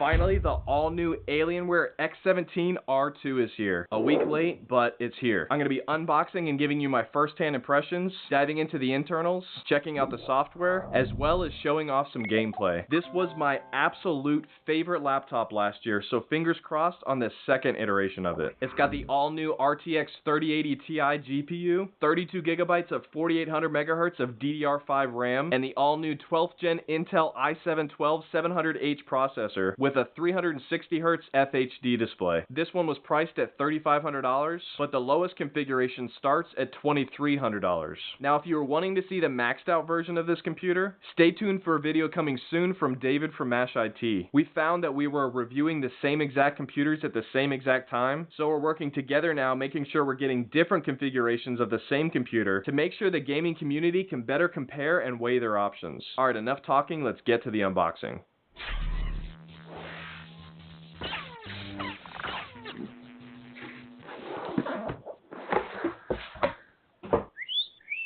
And there she is, just as beautiful of a box as the last version. Let's go ahead and pull on this tab right here to take off the plastic.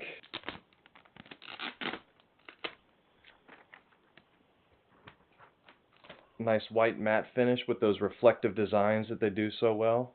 Get this plastic out of here. And before the grand reveal, let's go ahead and see what else is in the box. Got a little power icon right here, and inside we've got our small form factor 330 watt power brick.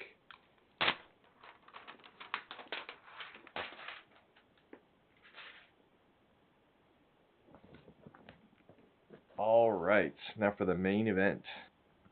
Really cool magnetic lid like the last version. We've got some stenciled reflective graphics right here with an X17 there in the middle. And then on the left side, some more stenciled reflective graphics. It looks like a keyboard with your hexagon ventilation. Let's go ahead and pull on this tab to take the computer out. Behind that, we've got our Alienware user manual. This booklet breaks down all the ports, but we're going to show you that hands-on here in a sec. And then we've got some fanboy Alienware stickers. And I guess right here they're bragging about saving some whales or something. Good for you, Alienware. Save the whales. Oh, okay, it says 100% recycled plastics, 25% from ocean-bound sources. Please recycle responsibly. Alright, let's put the boring stuff away and check out the main event.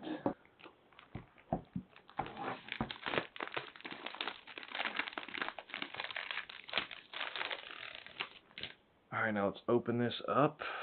Take off the little static blanket. Got a nice all matte black interior with the keys being just a little bit more reflective. Got that same honeycomb ventilation there at the top with your RGB lit Alienware power button. Some more ventilation here on the sides. The touchpad feels a little bit smaller, but overall it looks really clean. Got two front tweeters on the front corners and some downward firing speakers on the bottom. The standard keyboard is pretty comfortable, but based on my experience with the Cherry MX mechanical keyboard on the last X17, I don't get the same butterflies and warm fuzzies from this keyboard. So I recommend that you spend just a little bit more money to get the Cherry MX keyboard. The build quality definitely doesn't feel cheap. Pretty average screen flex and screen wobble. Alright, let's go ahead and check out the internals. On the bottom it's got some pretty similar hexagonal ventilation like what it had on the other side, and then two more strips of ventilation on the sides, and at the bottom are downward firing speakers. To take off the back plate we're going to have to remove these 8 screws. Disconnect our battery. Go ahead and take off these little thermal pads. Take the pad off our SSD drive. So just like the last one, we've got 4 high-powered fans. That's most likely going to help out a lot with heat dissipation. We've got our 2 upgradable DDR5 4800 MHz RAM slots. Our 1TB PCIe Gen 4 X4 SSD drive with the bay right here for an additional one. And then at the bottom, our 87 watt-hour battery, sandwiched in between 2 pretty decently sized speakers. But we'll see if they actually sound good. The last version was just okay. For the ports, on the back we've got a Thunderbolt 4 port with power delivery, a USB 3.2 Gen 1 port with power share, an Ethernet port, a USB-C 3.2 Gen 2 display port also with power share, an HDMI port, a USB 3.2 Gen 1 port also with power share, a micro SD card slot, and a display port. On the left side, just your headphone and microphone jack and some ventilation, and on the right side, your power port and some more ventilation. Alright, let's go ahead and start her up. Beautiful. Wow, it's pretty bright. Press Windows plus U. Sounds kind of muffled, honestly. Still no secondary key illumination. What the heck, though? Every review complained about that. It just makes it a lot harder to see those icons in the dark. Let's go ahead and speed through this setup process. Want to use your face to sign in faster and more securely? Yes, set that up. Keep looking directly at your camera. That's all, you're set. That was easy. And we are in. Let's go ahead and check out the My Alienware button. Go to Alienware Command Center. Wow, that only took about 5 seconds. Usually the Alienware Command Center takes about 15 seconds to load when you first start your computer. So that's neat. Got the same basic overclock settings, overclock profiles, balance, battery saver, full speed, performance, power balanced, Dolby Atmos for the following devices. Huh. Sounds pretty bassy. Not bad.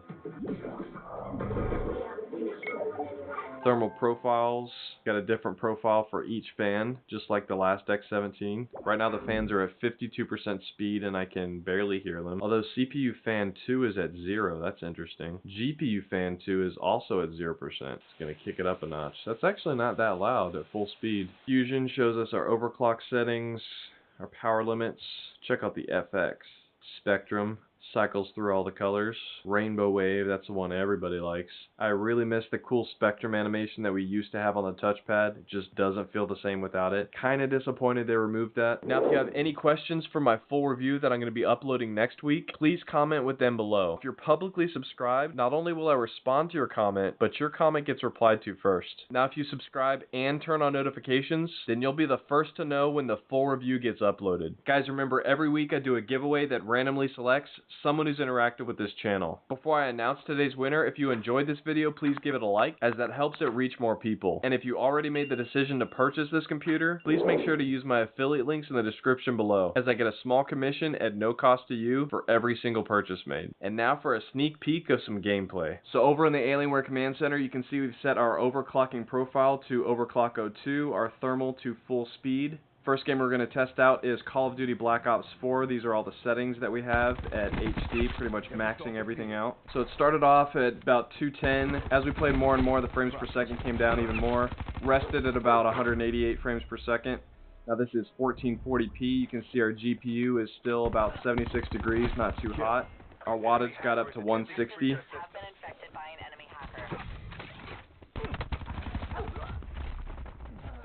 And then this is 4K. 80 degrees. That's getting pretty hot on the GPU though. 80 degrees is pretty hot. 95 frames per second. That's about 10 frames faster than last year's model. Such a beautiful game. Forza Horizon 5 looks even better. Gorgeous.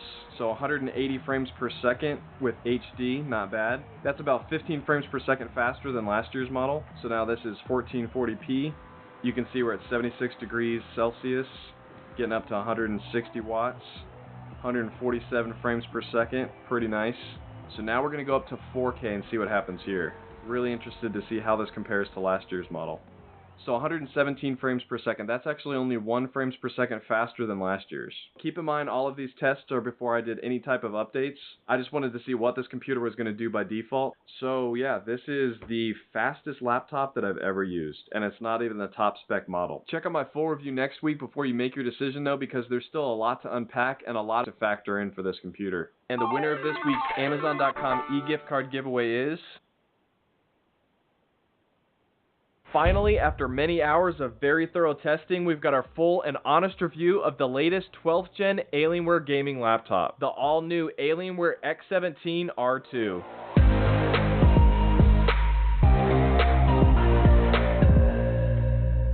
Now, I've already created a fun unboxing of this super premium gaming laptop, but in this video I'm going to share with you all the most important things that you need to be aware of before emptying your bank account or selling a kidney for this computer. Please do not be hasty in purchasing this laptop because of some of the nice things that I say about it in the beginning before you've watched my entire video. You need to weigh the top pros and cons before sinking this kind of money on what should have been a way faster computer than last year's model. Stay tuned for my take on the design and build quality, display quality, performance for both creators and gamers, a look at the internals, actual battery life in real life, quality tests on the speakers, the webcam, thermals, fan noise, pricing breakdowns, and comparing it to its competition. This model has the 12th gen Intel i7-12700H processor, a 3080 Ti GPU with 16 GB of GDDR6 video RAM, and 32 GB of 4800 MHz of DDR5 RAM. After this video, check out David's video from Mash IT to see how this compares with the i9 version that he has. Okay, first let's talk about the design. I absolutely loved last year's design, and they've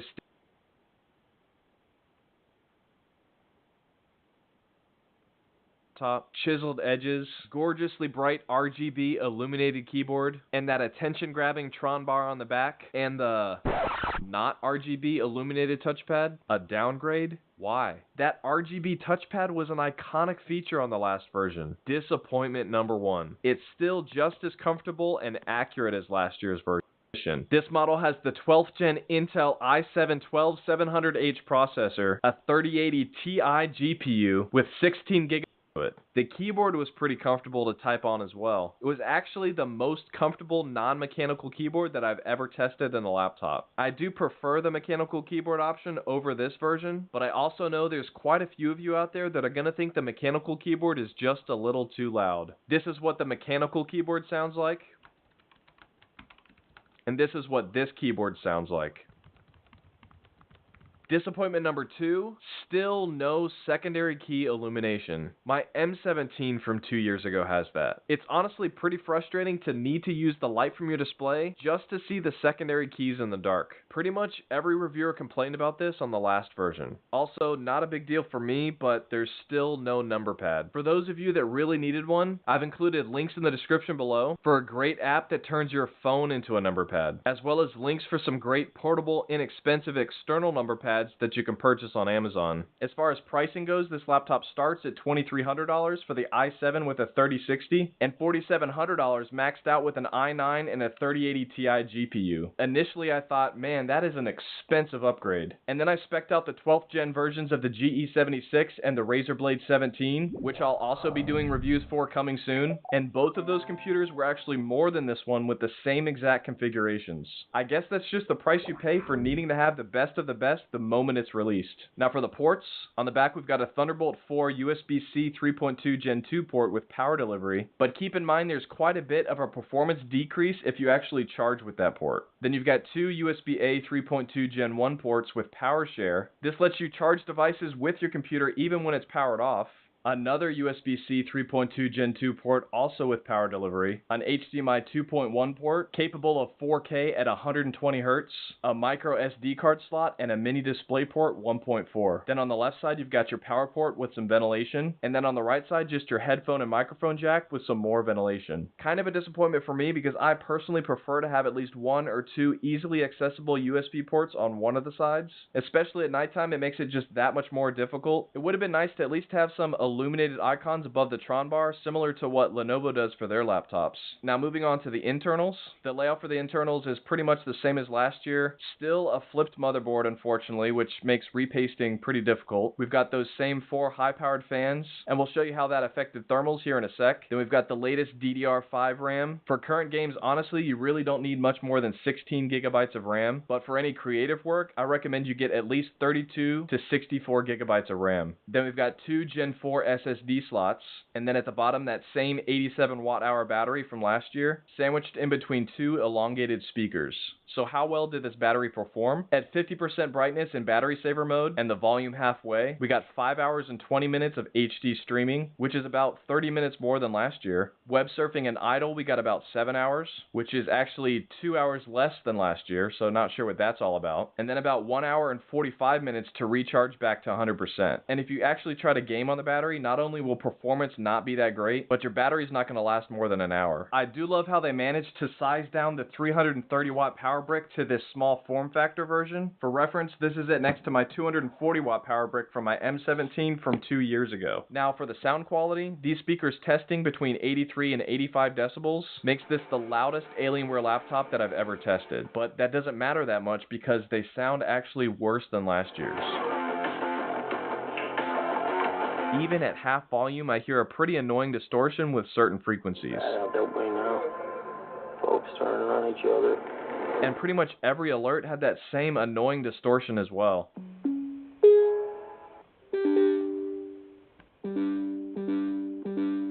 Now, the webcam, pretty much just as average and basic as last year's. 720p with no noticeable improvements. Honestly, in 2022, I think that all premium gaming laptops should have 1080p webcams. Now, when it came to the fan noise, in quiet mode we got 41 decibels. When gaming in performance mode, it moved up a little to 51 decibels. And at full speed, 56 decibels. This is just a little bit louder than the R1 tests that we ran last year. But more importantly, how well did these fans actually get rid of heat? Pretty cool for your lap, unlike my Alienware M17. Temperatures in-game though were a different story. These were our CPU and GPU temps we got for each game at their highest preset settings in HD. Most of the games that I tested had the highest CPU temperatures that I've seen in a laptop. It does make sense though considering how much power is being pushed into these new 12th gen chips. A few of these games would even frequently max out and tap that 100 degrees Celsius mark. There were a few outliers though. Games like Call of Duty Black Ops and Warzone yielded some of the coolest temperatures surprisingly. Now the most important part in buying a gaming or creator PC, performance and gaming benchmarks.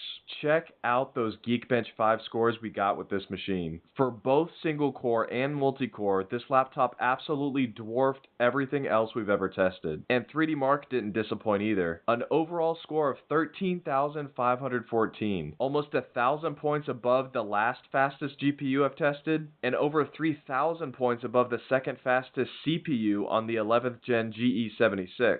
Especially that multi-core score. Just Wow. Browser Bench Speedometer, which measures the speed of web applications, also had a pretty solid score of 221. The Gen 4 SSD was also the fastest laptop hard drive that I've ever seen. We tested the Western Digital stick that ours came with, and it was pushing some pretty impressive numbers.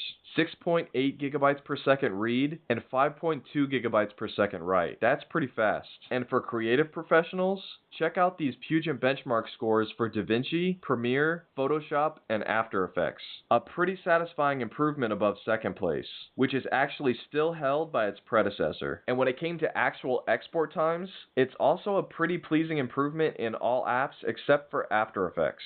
I'm assuming this is just not optimized properly yet. Games took advantage of all this new power as well. Some more than others, but overall it beat out every laptop I've ever played with in pretty much every game. It didn't dwarf previous machines like the baseline test did though. 110 frames per second in Cyberpunk at HD with the highest preset settings is incredible. And 145 in Witcher 3 is a pretty large improvement over the R1. Now, the Alienware Command Center. The Alienware Command Center is still not very great. Plenty of customization options for RGB and fan profiles, but not much to control as far as performance. You've got a little bit of control with the GPU overclocking right here, but other than that, not that much. Also keep in mind you're not able to undervolt with the i7 version. You'll need the i9 for that. There's no option to switch to a dedicated GPU in here, but you can go into the BIOS to do that by disabling Advanced Optimus. Now, as far as the quality of the display, it's not as bright and vibrant as the 4K version that I had last year, but colors still looked very accurate and it had some great viewing angles. 99% sRGB and 81% Adobe RGB with brightness measuring at 358 nits, and motion looked incredible at that 360 Hz refresh rate. And when it comes to light bleed, I'd say that was about average. Now, my overall top reasons you should not get this computer, number one is that sound quality. I thought that maybe it was just my build that could have sounded that bad, but I spoke with David from MASH IT and he said that his version sounded worse than the R1 as well. That distortion is pretty unacceptably bad, but if you use headphones or external speakers, this isn't really going to be an issue for you. And then number two was no secondary key illumination. I have to reiterate this because this was a large complaint on the last version that is still somehow not addressed. And then number three is thermals. With great power comes great heat ability. The CPU pushed 100 degrees several times, which held the machine back from what it could have been performance-wise. Also, sustaining temperatures that high consistently is pretty bad for the overall lifespan of your computer. My overall top reasons you should get this computer, number one is the design and build quality. The X17R2 has a pretty solid and firm feel to it, just like last year's version. Now, don't get me wrong, I love the mechanical keyboards by Alienware, but even this standard keyboard was above the rest. And even without the RGB touchpad, the rest of the lighting effects still look great and complement the overall design very nicely. And number two is actually pricing and availability. This was the first and currently the easiest 12th gen laptop to get, and although it is pretty expensive, compared to the other 12th gen laptops, it's actually not that bad. Now, I'm not sponsored by Honey, but if you install the Honey app in your browser, you can actually get some nice cash back on your purchase on Dell.com as well. And then number three was performance. This is the fastest gaming laptop that I've ever tested. Fastest RAM, fastest GPU and CPU, and hard drive speeds were incredible. Overall, if you absolutely need the highest FPS in gaming and cost isn't a factor for you, then this is a pretty great laptop to pick up. Most people can't afford the best of the best though. I don't make that much money either, so if it were me on a budget, my dream configuration would actually be the X17R1 with an i7 CPU and a 3080 GPU. For me, that's the best value, the best cost to performance ratio that you can get right now. That may be different in the future, but as of right now, that's how I feel. And check out my links below in the description because every now and then the Alienware store on Amazon.com actually has better deals than Dell.com itself. Guys, remember every week I do a giveaway that randomly selects someone who's interacted with this channel, so make sure to like, comment, and subscribe with notifications turned on to stay up to date with that, as well as staying up to date with all of my latest gaming laptops. And the winner of this week's Amazon.com e-gift card giveaway is...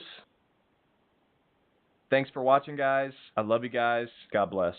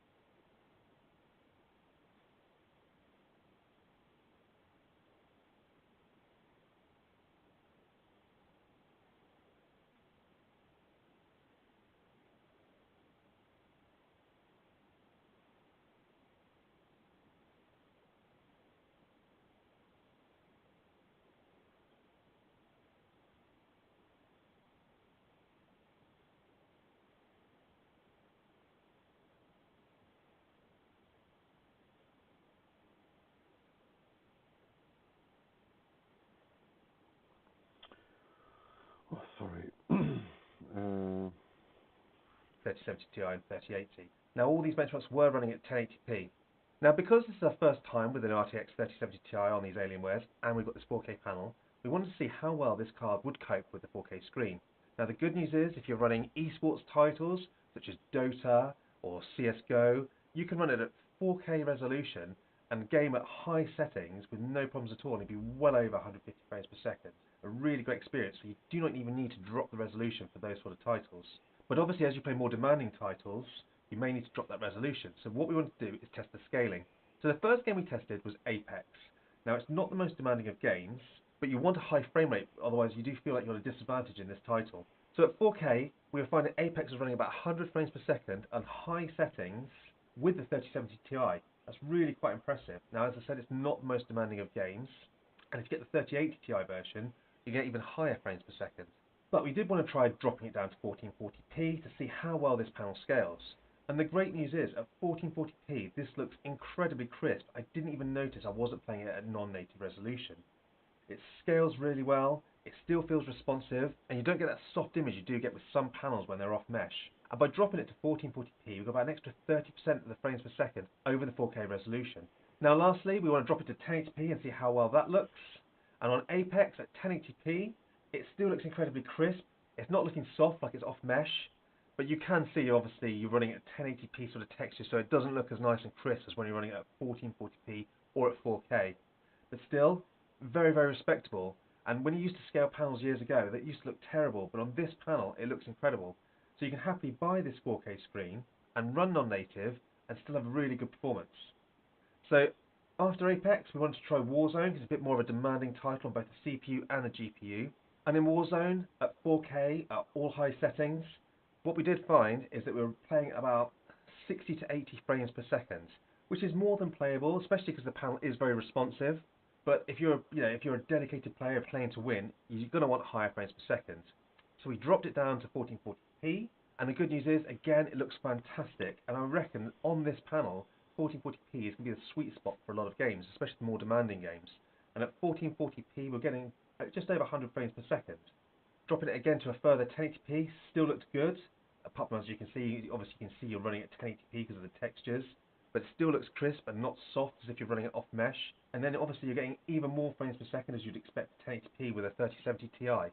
So either way, if you buy this panel and you're running it non-native, you're still going to get great performance, and particularly at 1440p, you probably won't notice that much difference over the 4K, and you certainly won't notice that you're running a monitor non-native. So definitely worth doing to get those frame rates up. So to sum things up, this 4K panel is absolutely incredible. I feel a bit stupid now not buying this last year. Last year I stuck with the 1080p panel because I knew that you wouldn't be able to game a lot of the games I play at 4K resolution, even with the 3080, and my previous experience of running non-native hasn't always been the best. But having had this panel in now, and realising how many games you can actually run at 4K, and yet running at QHD still looks incredible, it's well worth getting this panel in, especially if you're buying this laptop for gaming and for work and media consumption. Now if you're just planning on gaming, and you want high frames per second, then the 1080p panel is still a great choice. You'll save some money, and you're going to get great frames per second in every game you play, no matter which card you buy, whether the 3060 or the 3080 Ti. It doesn't matter. So my advice still stands true. If you're just gaming, if you're not be working and not doing media creation and consumption, the 1080p is still a great choice. But if you are planning on doing other things with your laptop, then this 4K panel is excellent. And I have to admit, I'm going to eat my hat here, and I'd certainly consider buying this for myself. Now, I realise this is a bit like Marmite when you're talking about 4K on a laptop, so as usual, put your comments down below. What do you think of the 4K panel on this X17? Do you think it's overkill for a 17-inch laptop?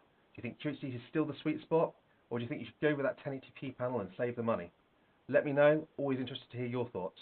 And as usual, thanks for watching.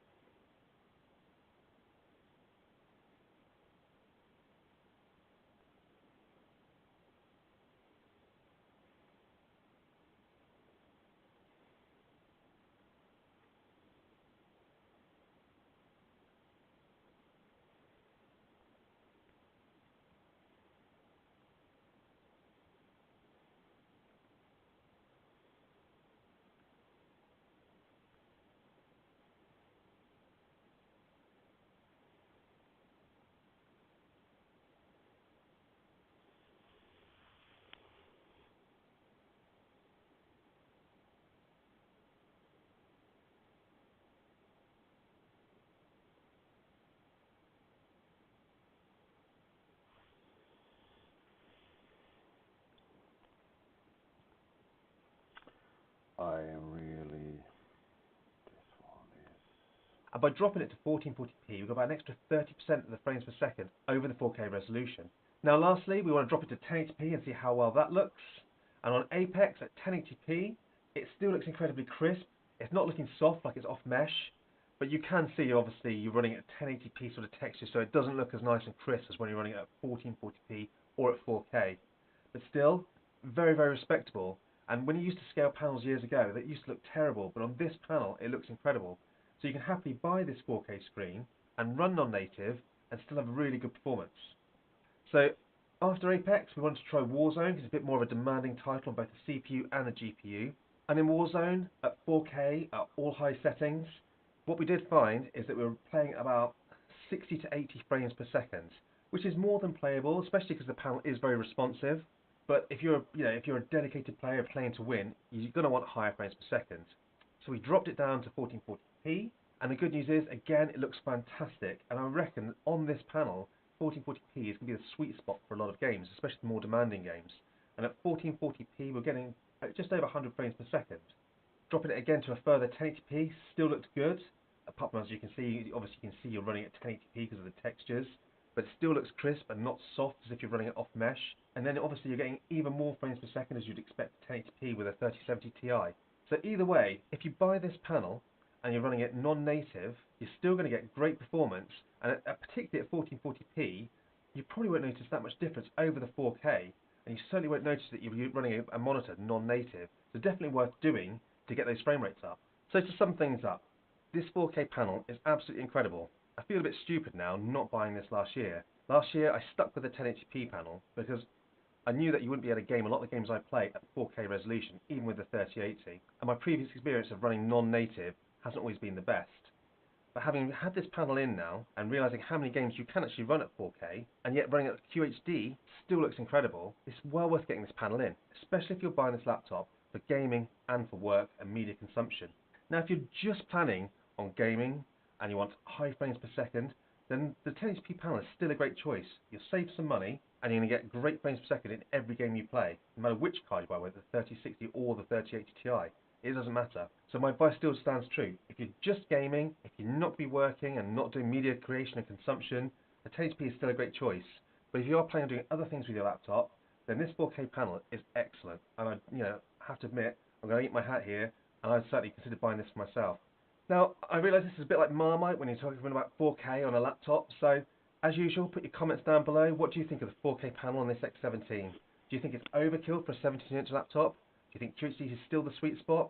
Or do you think you should go with that 1080p panel and save the money? Let me know. Always interested to hear your thoughts. And as usual, thanks for watching.